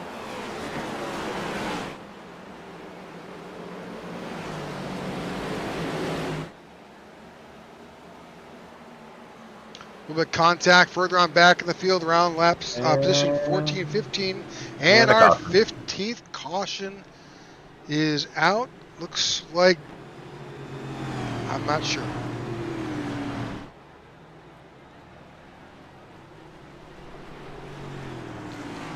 I'm going to focus on David Watts, and let's just bring out this flag. See if we can see what happened here.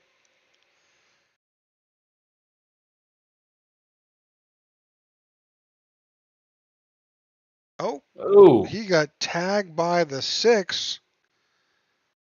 That was, let's just back that up just a tad here.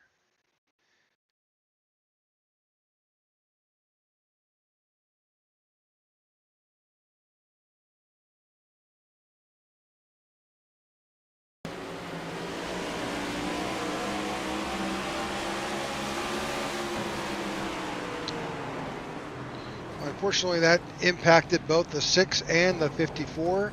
54 not quite as bad, but definitely the 6 has some potential toe link. He caught that right front pretty good. he did, and that's unfortunate there for that machine. Looks like Charles Van Scoik made his way down to pit road. Probably a wise decision. Probably with 81 laps to go.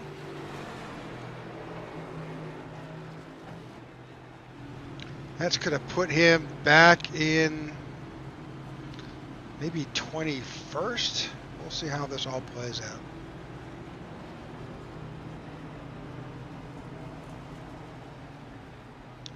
But that puts a familiar number at the front. Ty Bostic is back up with Alonzo King to his outside for this restart. He'll have Jeff Nairn behind him and Luke Bullard on the outside.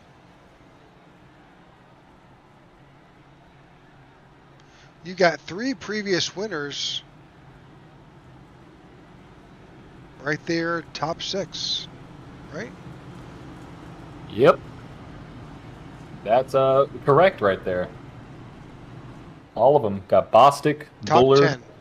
Doucette, and then you got Jeff Nairn, who's been up at the front. You have, Alonzo King looking for. This is actually where Alonzo King got his first win last year and made that championship push. Yep. Barletta as well is up in the top 10.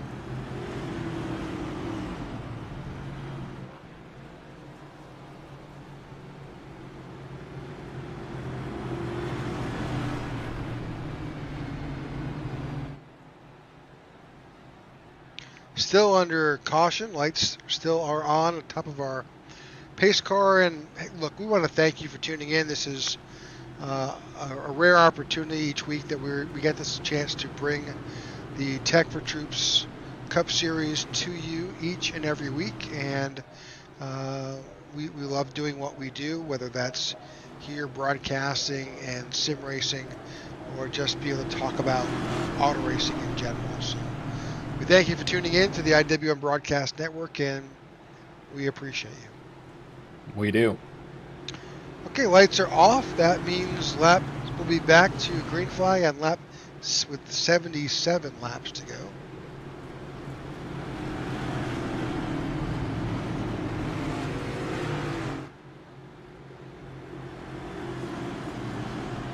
See that Jason has rejoined here us in the broadcast booth. Jason, have you given much thought to your Tech4Troops scheme skirmish?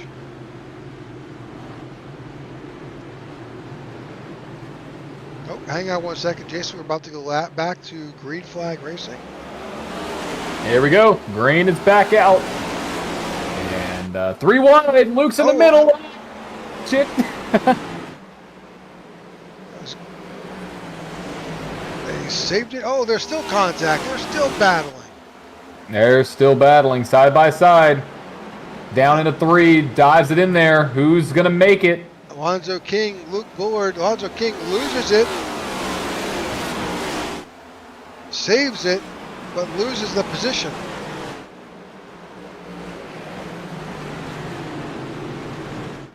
Oh, we got a blinker, and we had a caution. And we got a caution.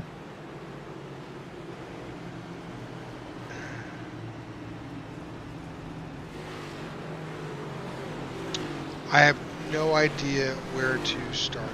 I believe it was a 77. Listen to the radio. I believe that's where it started.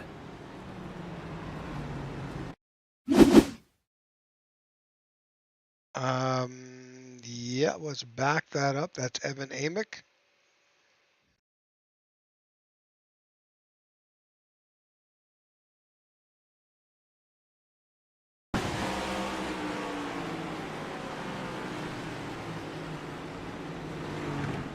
Oh. So, well, he was trying to get on pit road. Unfortunately, the 54 of David Watts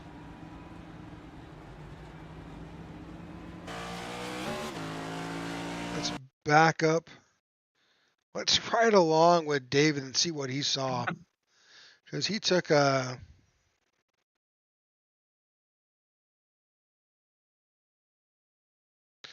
Here's what David Watts saw at race speed.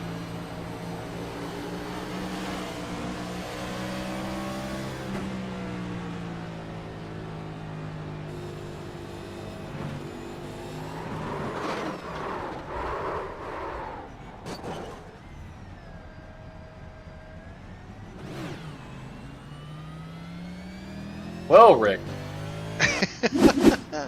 Caution flies again here.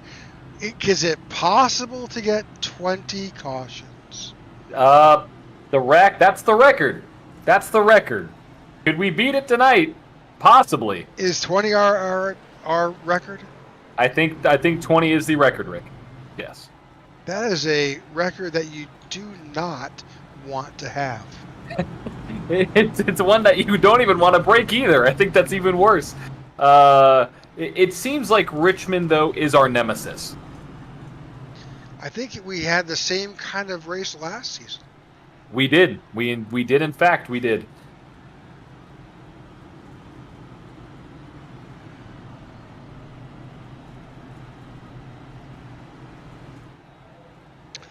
Well, 73 laps to go. By the time we get this back underway, it'll be down to 70 laps to go. Time is chipping away here, bit by bit.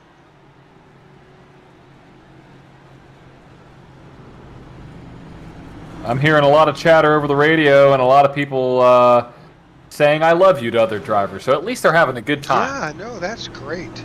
It is. It really is. You know, we are all about supporting each other, and even when these nights happen here in the Tech4Troop Cup Series, we're all here for each other. So as the night goes on, patience may run out, though, because right now we are 30 minutes away from the end of this session. To be at 40 minutes. 40 minutes to be exact. So we are getting close, Rick. We are getting close here on this lovely Wednesday night. Simple math says, hey, 70 laps, 23 seconds per lap. That should be a piece of cake. It should be. Yeah, it's not. Not at all. That says it's going to take 28 minutes under green flag racing to finish this race, which leaves you 12 minutes of fluff. Exactly. Could we have 12 minutes of fluff? We could. Are we, though? I don't know. That's a whole other story. Ty Bosick is in control. We are back under green flag. Yes, green we flag are. waves. And the NB2 guys are Yep, better start. MB2 guys are out front. Alonzo King is right there. He's not wanting that to happen. And he takes over second. Bullard in third. Doucette in fourth. Ward in fifth.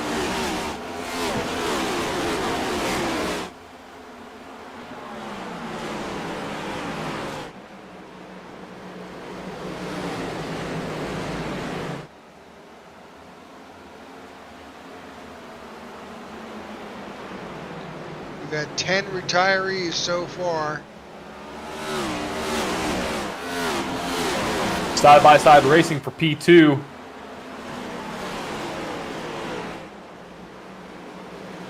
Watching Luke Bullard and Alonzo King battle.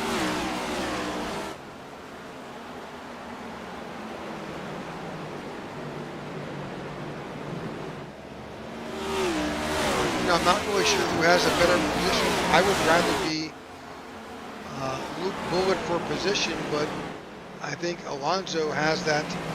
If you can run that higher line, you'll be better off in the long run. But we haven't had a long run of green flag racing here. Exactly. You can't even say that we had a long run because there's no long run to be had, unfortunately. So we'll see how long this spans out here for these guys. But as it stands right now, we're racing against the clock, and here's one to consider. Ty Bostic last pitted on lap 126. Everybody behind him went in on lap 152. So except for Jeff Nairn, who's back in 10th, he's got some definitely older tires. Yeah, but we've been under caution for the majority of that. So, yep. You know, it's definitely a matter of two different stories. So we'll see how this plays out.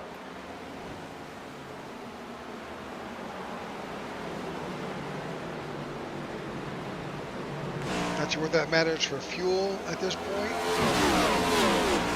Can't really tell. We have no access to the driver's fuel situation or have any idea. We had an idea at the beginning about how many laps they get in, but we haven't seen a single green flag pit stop condition.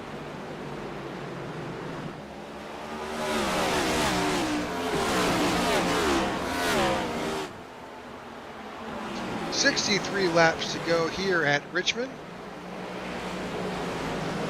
This race is beginning to wind down.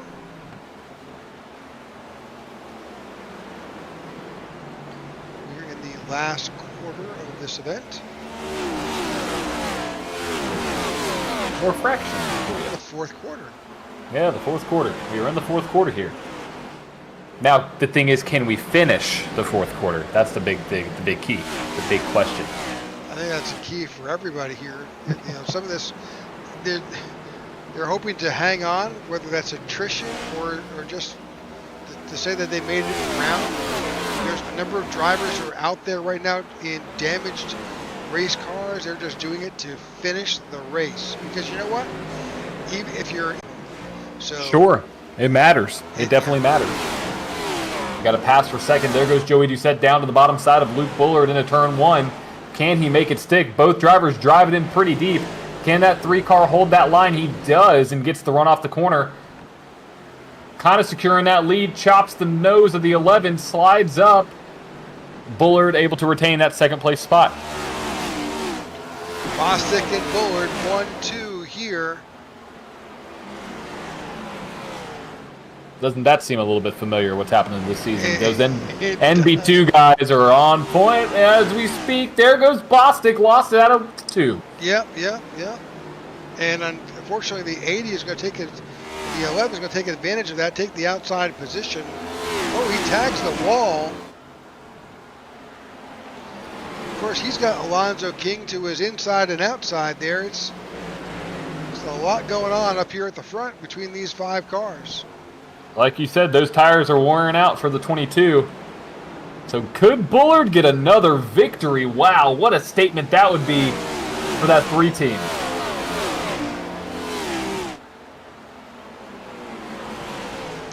.57 laps in the books. Luke Bullard, Doucette, Alonzo King, Bostic, Zach Ward.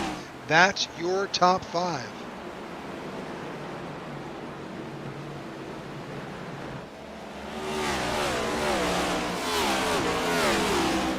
Jason, if you're able to hear us, feel free to jump in.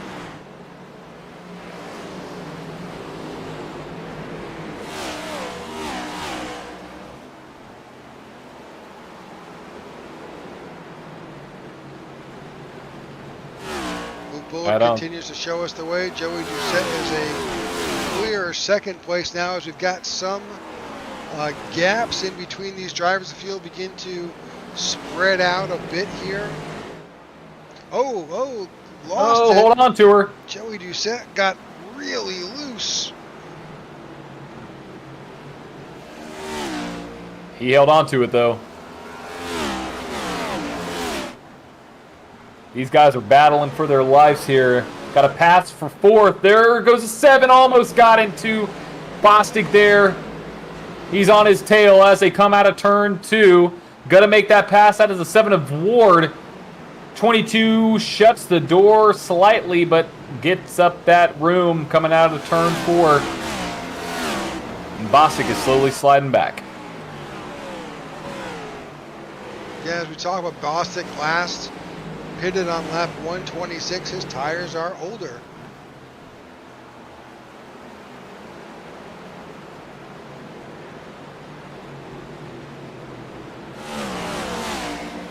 Seven makes his way past Boston for fourth place. And now this field is really beginning to spread out. And as it stands right now, we are on track to finish on time. My timer says we are going to finish in roughly 18 minutes, which would be at 10:46. 10:46 Eastern Time, 9:46 Central.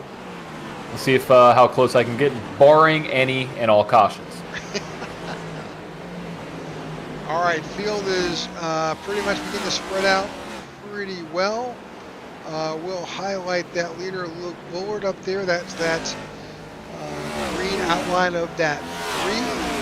Why is that important? Because that will give you that he's got a number of drivers who are towards the end of the field or lap down. He's got the 1 of Woodrum in his sights and the 88 of Maurice Burnett also, so he will be encountering lap traffic sometime over the next lap and a half. He will. It's going to happen, and as we saw in the Cup Series at Darlington, it's the same thing here in the Tech4Troops Series.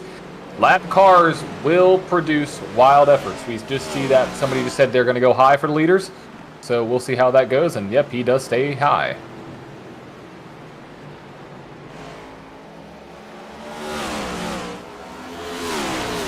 That was the 1 of Pete Woodrum. Again, good sportsmanship on his side. If you're laps down and you're just back there making time to get around, being able to do that, that's just, again, great sportsmanship. It really is. All right, 1, 2, 3, Bullard, Doucette, and King working their way through this field.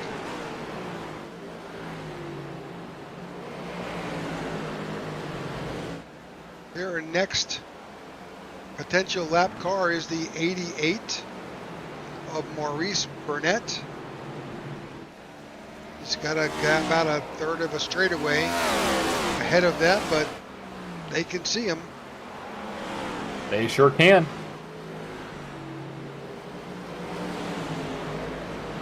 Whoa. Battle chance for Joey Doucette going after the first place. Oh, moves him out of the way. He is moving him up the track.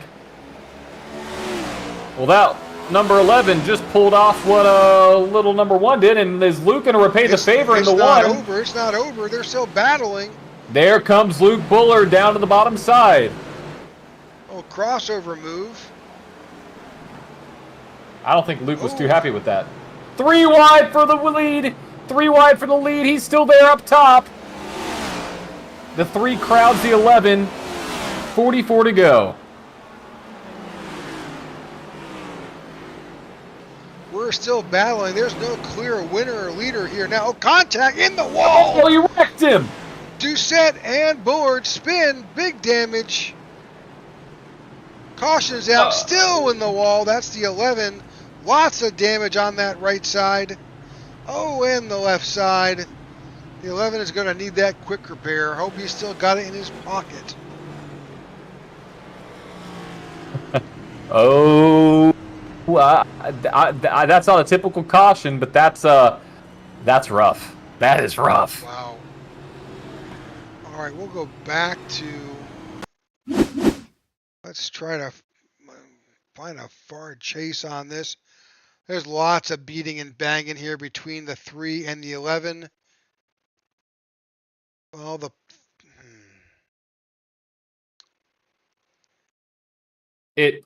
I mean, would you? I don't even know how to put that on really anybody, but it looks like the nose of the 11 turns down, don't you think?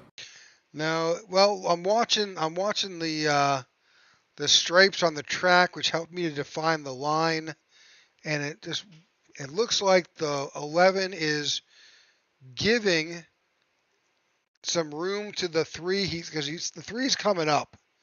You see the black lines on the track. Now the 11 splitting the white stripe. The 3 continues to come up, and unfortunately crowds him in, and looks like Larson Chastain there.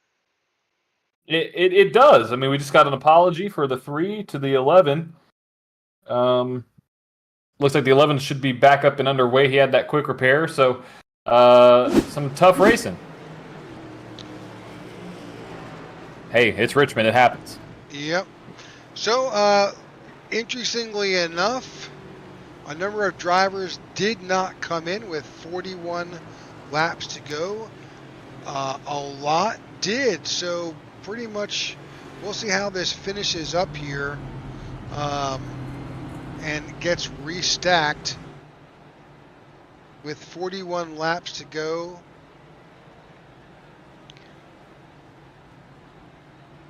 But if this is your, well, that one is going to go around. That's Pete Woodrum, so he'll go by the 81 behind of Harley Barletta. He may be your control car. I think he will be. Mr. Barletta already got a win on the season, looking to secure his spot and the top spot. So Sammy Harrell in the 42 and Harley Barletta are up there. They both pitted last on 152 and 160. Everybody behind them pitted this time around lap 198, 199. So they will all be on fresh tires. 38 laps of newer tires.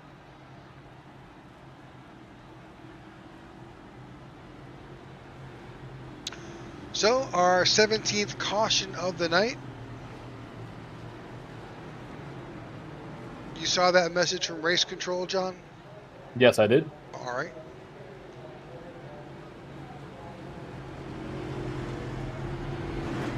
Lights are off on the pace car. Pete Woodrum takes that wave around. He heads back and gets back one of his laps. And we're about to go back to green as we count down. Be 38 laps to go at the end of this race.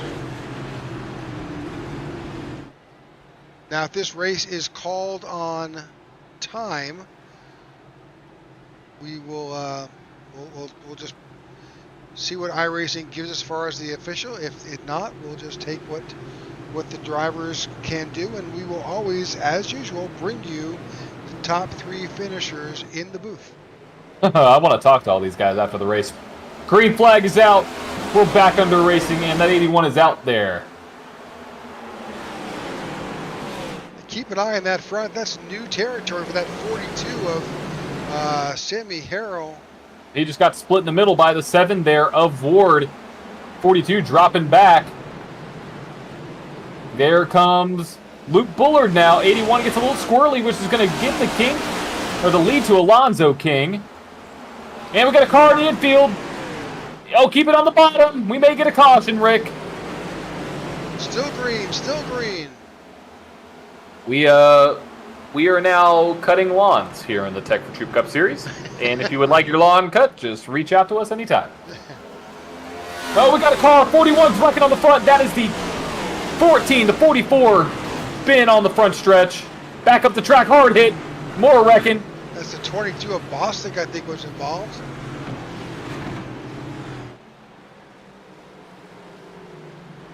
So I've got Bostic, Woodrum. Got Doucette. Doucette was involved there too, Rick. Looks like we need to go back to possibly the 24 car. Zach Allen. All right, let's try to see what that yellow flag was about.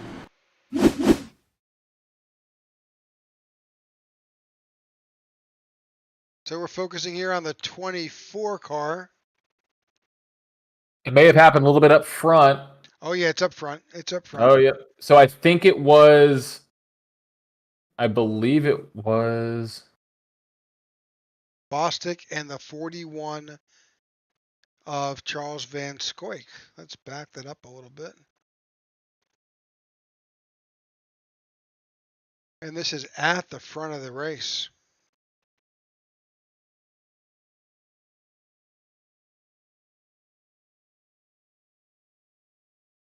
So that's Luke Bullard trying to get in under the 41. 22 is right behind him. That's the 81 of Barletta above high. Van Scoik is sideways.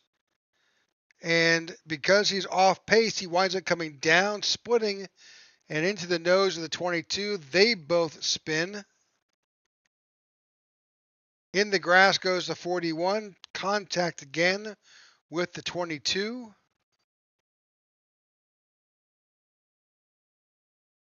And these guys have both been up front, and the 22 is on the apron and now on the racing surface. Everybody, I think, makes it. Oh, no, behind him. 24 makes contact. Freddie Durstock. Durstock gets involved. Oh, and then Pete Woodrum completely annihilates the rear clip of the 22. That's a good word. I like annihilate. That's a good way to put it, because that Oreo is now crushed Oreos. So I think Mr. Bostic has his Oreos crushed there as well. So exactly. All right, 33 laps to go, and this is our 18th caution of the night. Your leader, Alonzo King, right now. We'll go back to green around lap 30, but we cannot take our eyes off the clock. Where are we at? 21 minutes. 21 minutes. So just past 11 p.m. Eastern time will be the lights out for the event with 32 laps to go. So we are battling on the track and the clock. It'll basically freeze the field wherever they are. Caution or green. With my calculations, we should be done in the next 12 to 15 minutes, barring any other cautions. So, Rick, I think this may come down to literally the last second. Quite possible. Very possible. Very possible. So your current leaderboard has got Alonzo King on top, Zach Ward in the 7 in second, Luke Bullard in third, Semi Harrell there, David Clayman, Mike Slagter, John Ledger, Jeff Nairn, William Mann Jr., and Jorge Rincon and Marco Berube are up there 10 and 11. So yeah, some names we have not seen in a while. Top 10, that's great. It is. It really is great. We'll see how this plays out for all these guys. So lights are off, and we are about to go back to green. Here we go. Battle against the clock and a battle against everybody else on the field. Green flag is out, and Alonzo King is underway. Bullard now moves into second, but watch out for Ward and Clayman right there. They're all battling for that top spot. Let's keep her clean and green, guys, to the end. Oh, there's also already something happening in the back there, keeping our eye on the back of the field. These guys know there's only 30 laps left. They've got to get their way back up to the front. If they're going to try and improve their position. They are. Here comes the 7 down. We look down low on. Oh, car spinning. That's the 81. He kept it straight though. That's We're Barletta. good. We're good. It was No, nice. we're Oh, not. wow. That threw a caution. That's unfortunate. Because he had that thing saved. He never lost it. He may have gotten a little bit too sideways though for iRacing's liking. So, whoa, wow, this is going to be close. All right, we've got one more commercial break to get in. Typically, these go side by side under green flag conditions, but yeah, tonight's a different kind of night, so we'll go side by side under caution. We'll be right back. When veterans get out of the military, a lot of them don't know how to translate their skill sets into the civilian world, and they lapse into poverty or into homelessness. But it can be easier with the right support. At Tech4Troops, our mission is to empower veterans in need with computers and training to get back in the workforce. We want to be able to support our veterans across the nation. Hello, my name is Amanda, and I support Tech4Troops.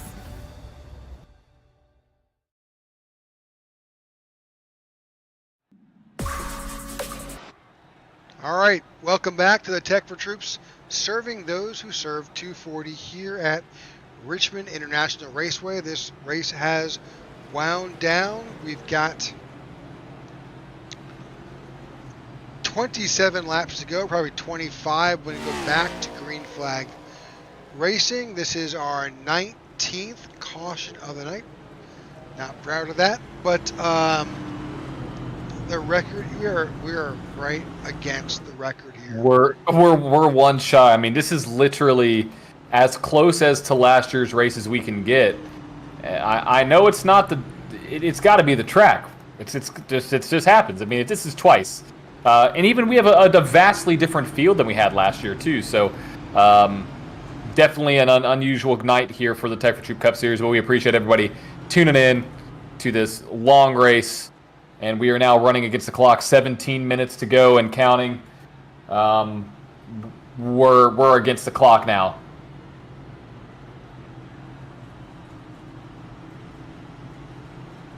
Alonzo King is your control car. Luke Bullard in second. Zach Ward in third. David Clayman in fourth. Mike Slagter in fifth. Joey Doucette made his way out of the pits.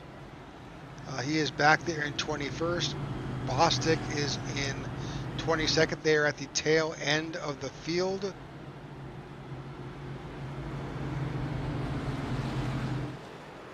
Looks like Bostic may have had a quick repair, and now is definitely the time to use it. But he is going to be back at the end of the field. Yes, he will.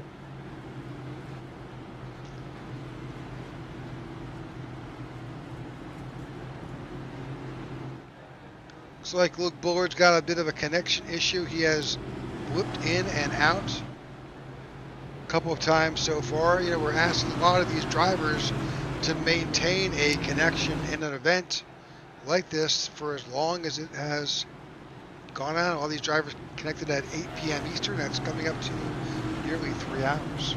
It is. I mean, it's a long time. It's a long time for these computers to be running at that kind of capacity, so we'll see how this plays out. Lights are off in our pace car. Next time by the stripe, we will go back to green with 23 laps to go to finish. If it stays green, it's less than 10 minutes. And we're hoping we stay green. Big word there. Yeah. If. Hope and if. And green flag is out. Alonzo King does not waste any time getting to the front of this pack. There's Luke Bullard looking to the bottom side as well. 23 laps to go. We are racing against the clock. 15 minutes left here in the Tech4Troop Cup Series. Everybody's making their way out of turn 2 okay. As we go into turn 3. Big move by David Clayman. He is up to third. Behind him, Zach Ward. Going to make the push to move up front. Now is the time to do it, and they have. And we are under caution for the 20th think that was Time. Grant Altizer possibly in the 12. Let's go back and see what we can see.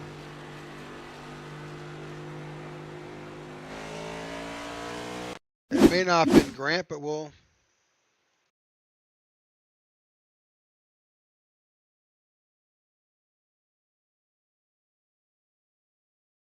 looking. Yep, contact between the 24 spinning Altizer in the 12. And unfortunately, that brings out our 20th caution of the night.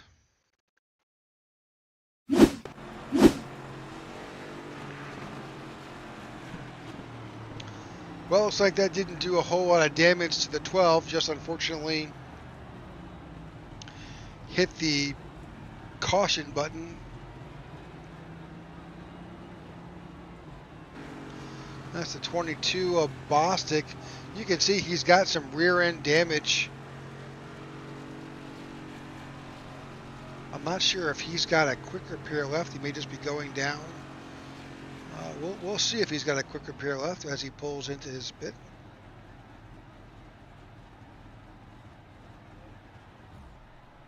Looks like he's just trying to get some damage repaired there, John.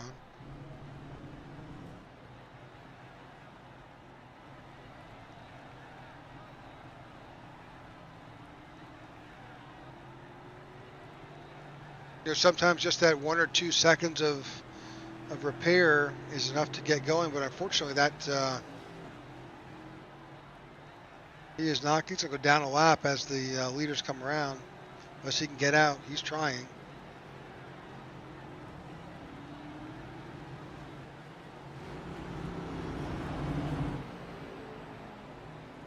He will get out and stay on the lead lap.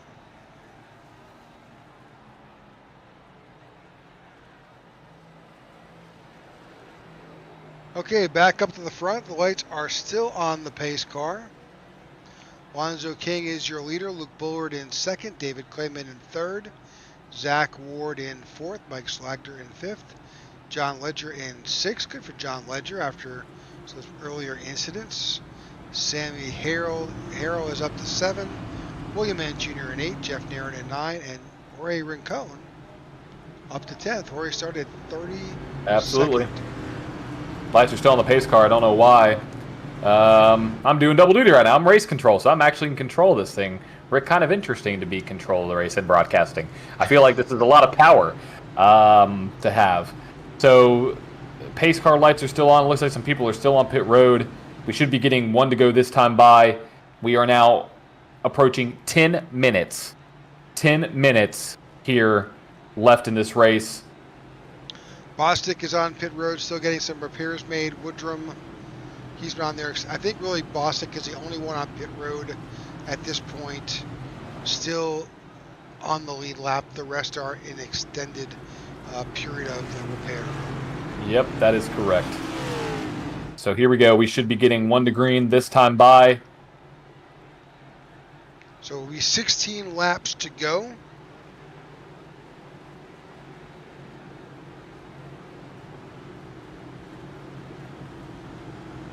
Alonzo King and Luke Bullard at the front. Behind them, waiting to see what happens, you've got David Clayman and Zach Ward to the outside, Mike Slagter to the inside, and John Ledger on the outside. John's got a teammate behind him in William Mann Jr.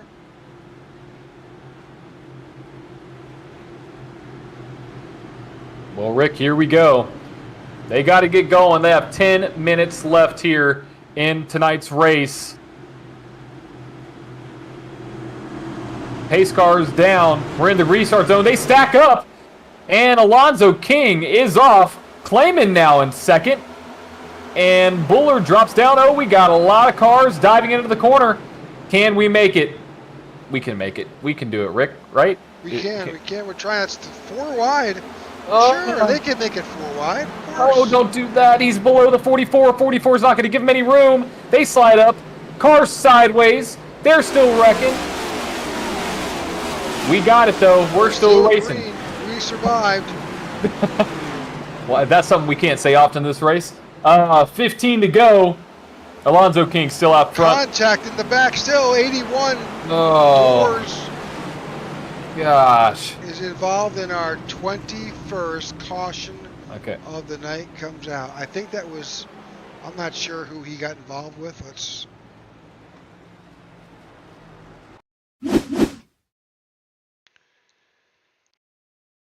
So that's the 81, Evan Amick to the outside. Evan gave as much room as possible. The 81 just came up on top of him, unfortunately.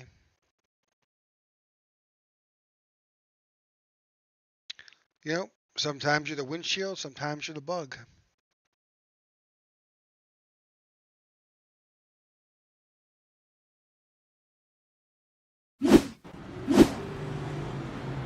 All right, 13 laps to go.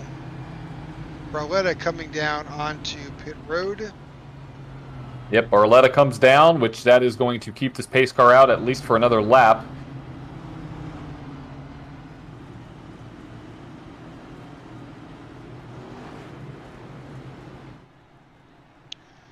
Eight minutes of race time left with 13 laps to go.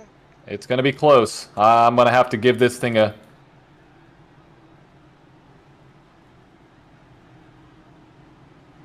I'm trying to give... I don't think you can shorten it with so many people on pit road. Barletta is out. Evan Amick is still in the pits. There's too many on pit road.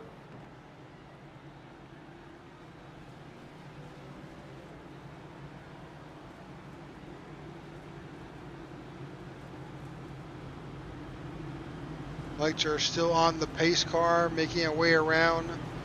Looks like we're going to go back to green, probably on lap with 10 to go. It's going to be close.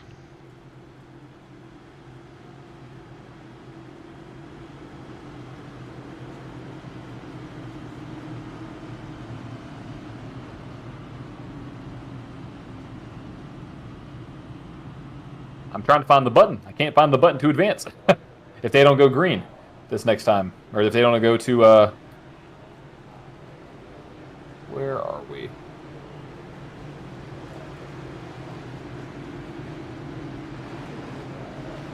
We should be getting... Lights are still on the pace car. I'm trying. I'm trying to figure this out. Rick, do you have any idea?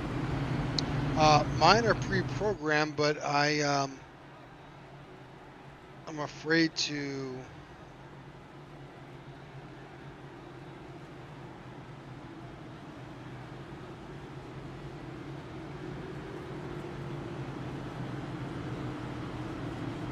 Yeah, I can't do it. Yep, it's all right. It's all right. Is it?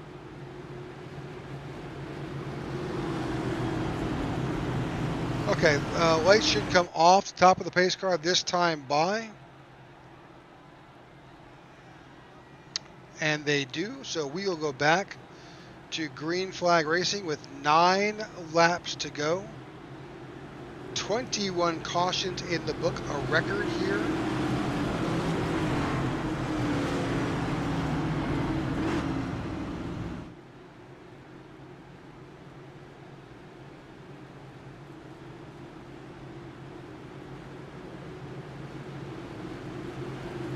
Alonzo King is your control car. David Clayman to the outside. Luke Bullard in third behind Alonzo King to his outside.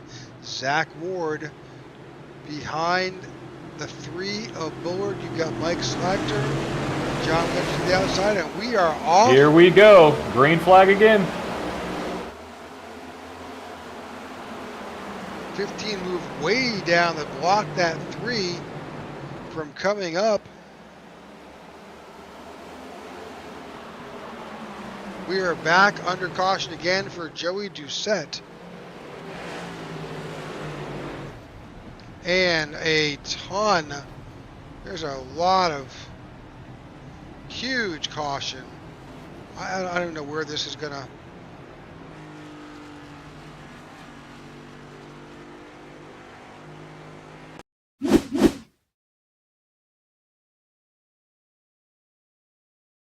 Doucette goes up, cuts inside between the 26, the 44 of Christoph Hall, tags the 11 of Joey Doucette, hits the wall.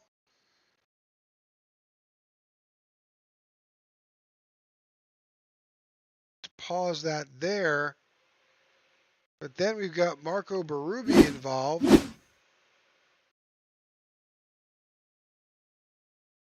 And John Ledger goes around. Marco Berube gets involved. The 41, the 29 collides.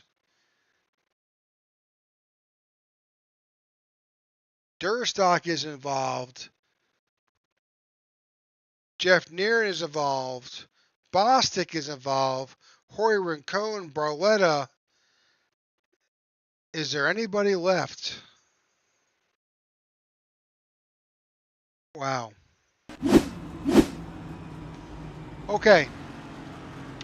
20-second caution has occurred. There are 3 minutes left in this race. 6 laps to go. Caution is out. This one is not going to finish under green.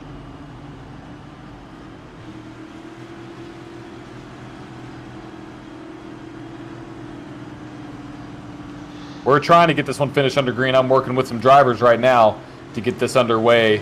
We might be able to get it done. We have to go green pretty quick, though. As long as no other cautions come out, we should be able to finish this in the next 2 minutes. So bear with us. We'll get this underway. All right, 6 laps to go right now. Lights are on the pace car. Let's see what happens as it goes past the start and finish line. Now, we're going back to green next time by. Good job, race control. 5 laps to go. We will get the green flag with 4 laps to go and about 120 seconds to finish this race. 22 seconds per. We'll see. It's gonna be close. So right now it looks like we're going to have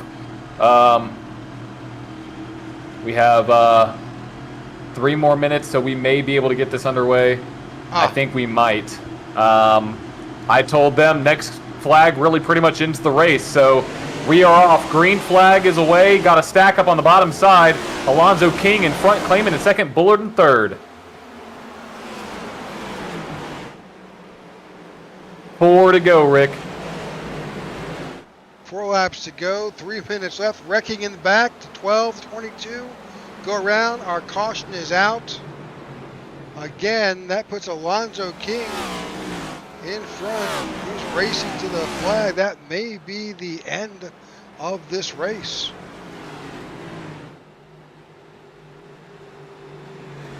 Ty Bostic crashed in that one, as did Jeff Neeren.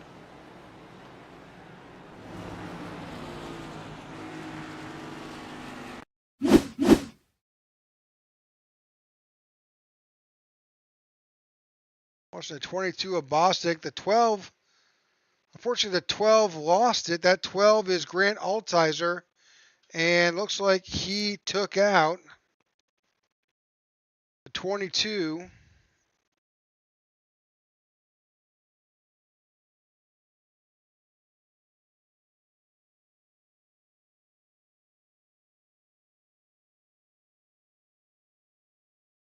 Grant Altizer has cold tires. He just pitted on lap 220.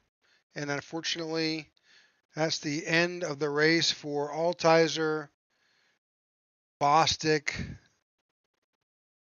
and the rest. Looks like we have 2 different times going on here, Rick. On my clock, it says 30 seconds. On the other driver's clock, it says about 4 minutes. So we possibly could get this done by the driver's time. We'll see. We should be getting 1 to go this time by. All right.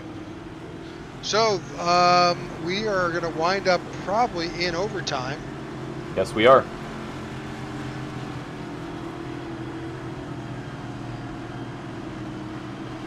This is our 23rd caution of the night. Let's hope we can survive, and that will be the new record for the most cautions in a single race in the Tech4Troops Cup Series.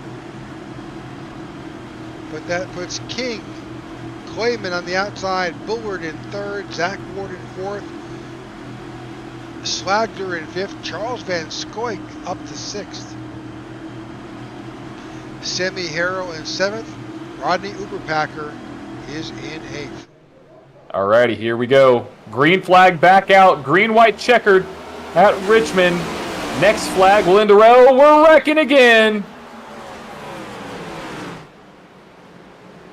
That was Luke Bullard involved. That was. 24th caution of the night.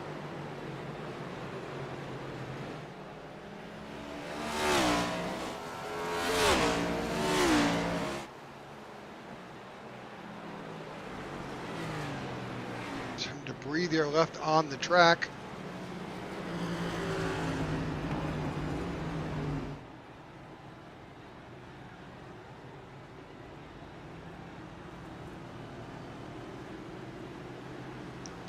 Well, we are now in overtime.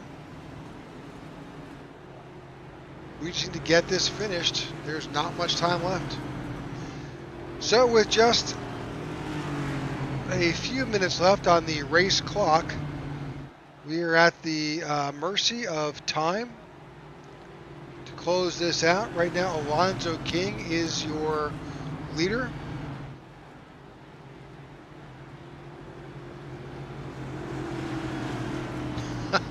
Hermas Castro just texted the broadcast booth and said, "Hey, I'm glad I went to the beach today." Well, you know what? I am sure I completely understand that.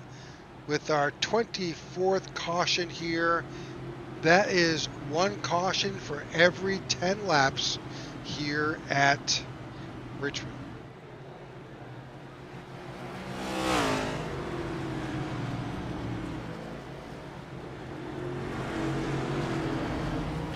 Lights are out on the pace car. Next time by, we will try to get this done in and under a green flag.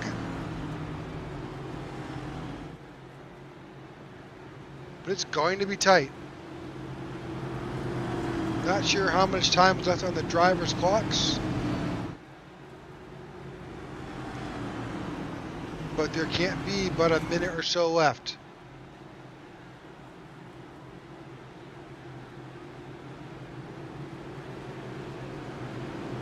Alonzo King is your control car. He has got the 7 of Zach Ward to the outside. We're about to go back to green right here. And we are back to green flag racing. Alonzo King, big jump on the outside. Big scramble, trying to make it through 2 and 3 wide through the front stretch. Alonzo King is holding it together. Still under green. Zach Ward takes over a second. Charles Van Scoik up to third. Side by side, battling. White flag is out. Whatever happens, happens. Final lap here at Richmond. Alonzo Here King. comes the... Go ahead. Here comes Alonzo, but here's Van Scoik down to the bottom. Is Alonzo King going to go back to back? Yes, he does. Alonzo King, very close to the end, wins the Tech4Troops, serving those who serve 240. I don't think I've ever been as thankful to have a race finish as I am tonight, John. You can say that again. My gosh. Alonzo King is your unofficial winner. We'll wait for the final results to come in from my racing, but as we see it, Alonzo King wins the Tech4Troops, serving those who serve 240. Charles Van Scoik in second. Zach Ward finishes in third. Mike Slagner in fourth. William Mann Jr. in fifth. Sammy Harrell in sixth. Rodney Packer in seventh. And we'll bring up the finishing order as we watch the burnout ensue.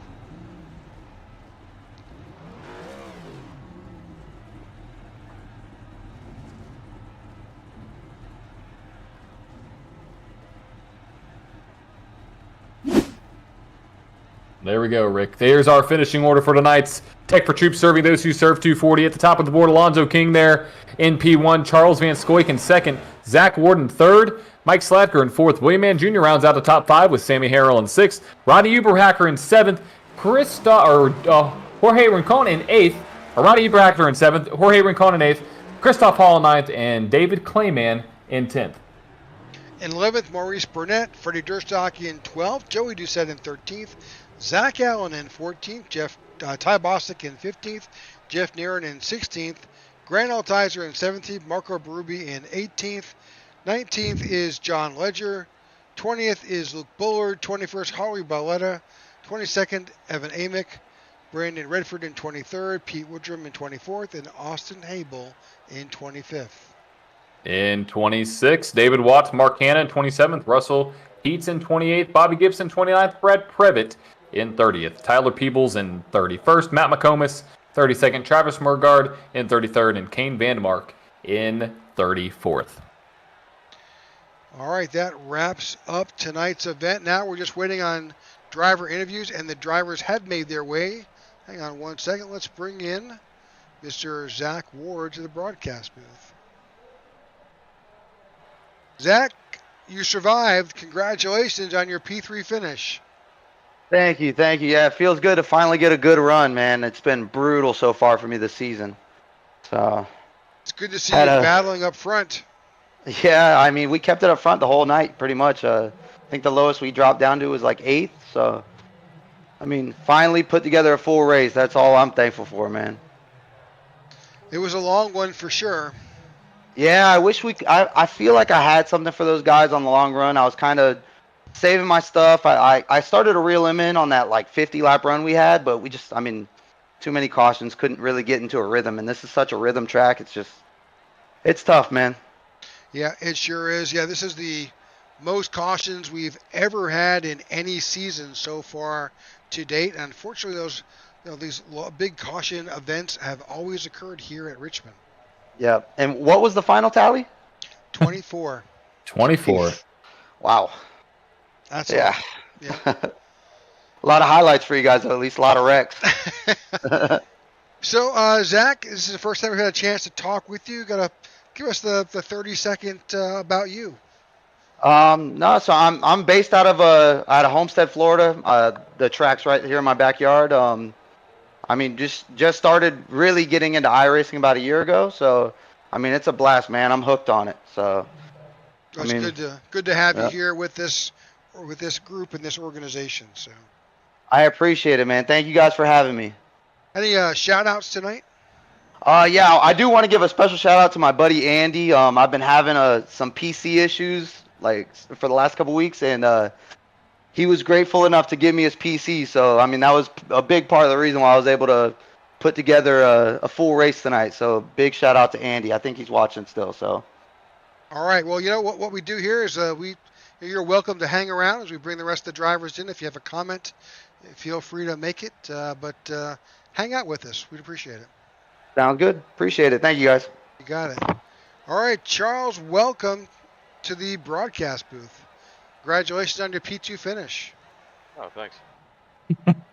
It was a long one out there, and give us kind of a rundown of what was going on. You were towards the front for the majority of the race. Give us your recap.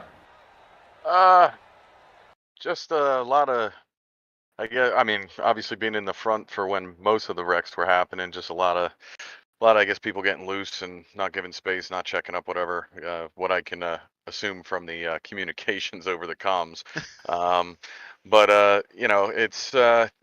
It just sucked because then I had to worry about time limit, and then I stayed out, everyone pitted. So then I should have just stayed out a little bit longer, waited so that my tires would have been nothing. I think I passed the field 3 times. I went to the back 2 or 3 times. So then I got loose when I got back up, went to the back, came back up. But yeah, it was fun.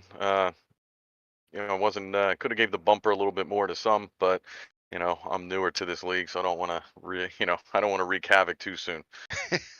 Well, we appreciate your driving, and certainly we were watching you as you made your way up and through the field. So congratulations on your P2. Any shout outs tonight?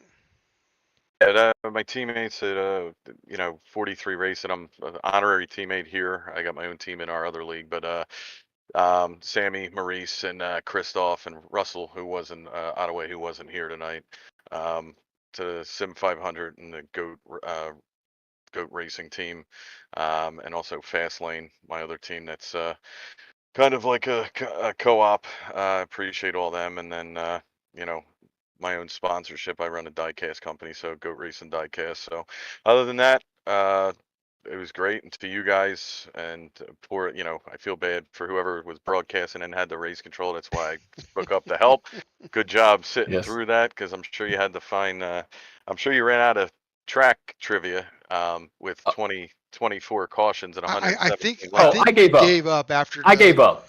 Yeah, there was no. Once we passed like 8, I was like, I mean, unless anybody wants to learn about literally every single inch of the place, I was not about to say anything else. But no, I appreciate you helping me out with that. Battling that back and forth was challenging, but we made it underway. We got it done right in the nick of time. So thank you for that, and congrats on a great second place finish here going into next week. So congrats on that there, Mr. Van Scoik. But Rick, I think we got our winner, Alonzo King, in the booth. What's going on? Hey, I'm finally back. You are. It's been a while. I know, man. Well, congratulations on your finish. You survived. I was surprised I did.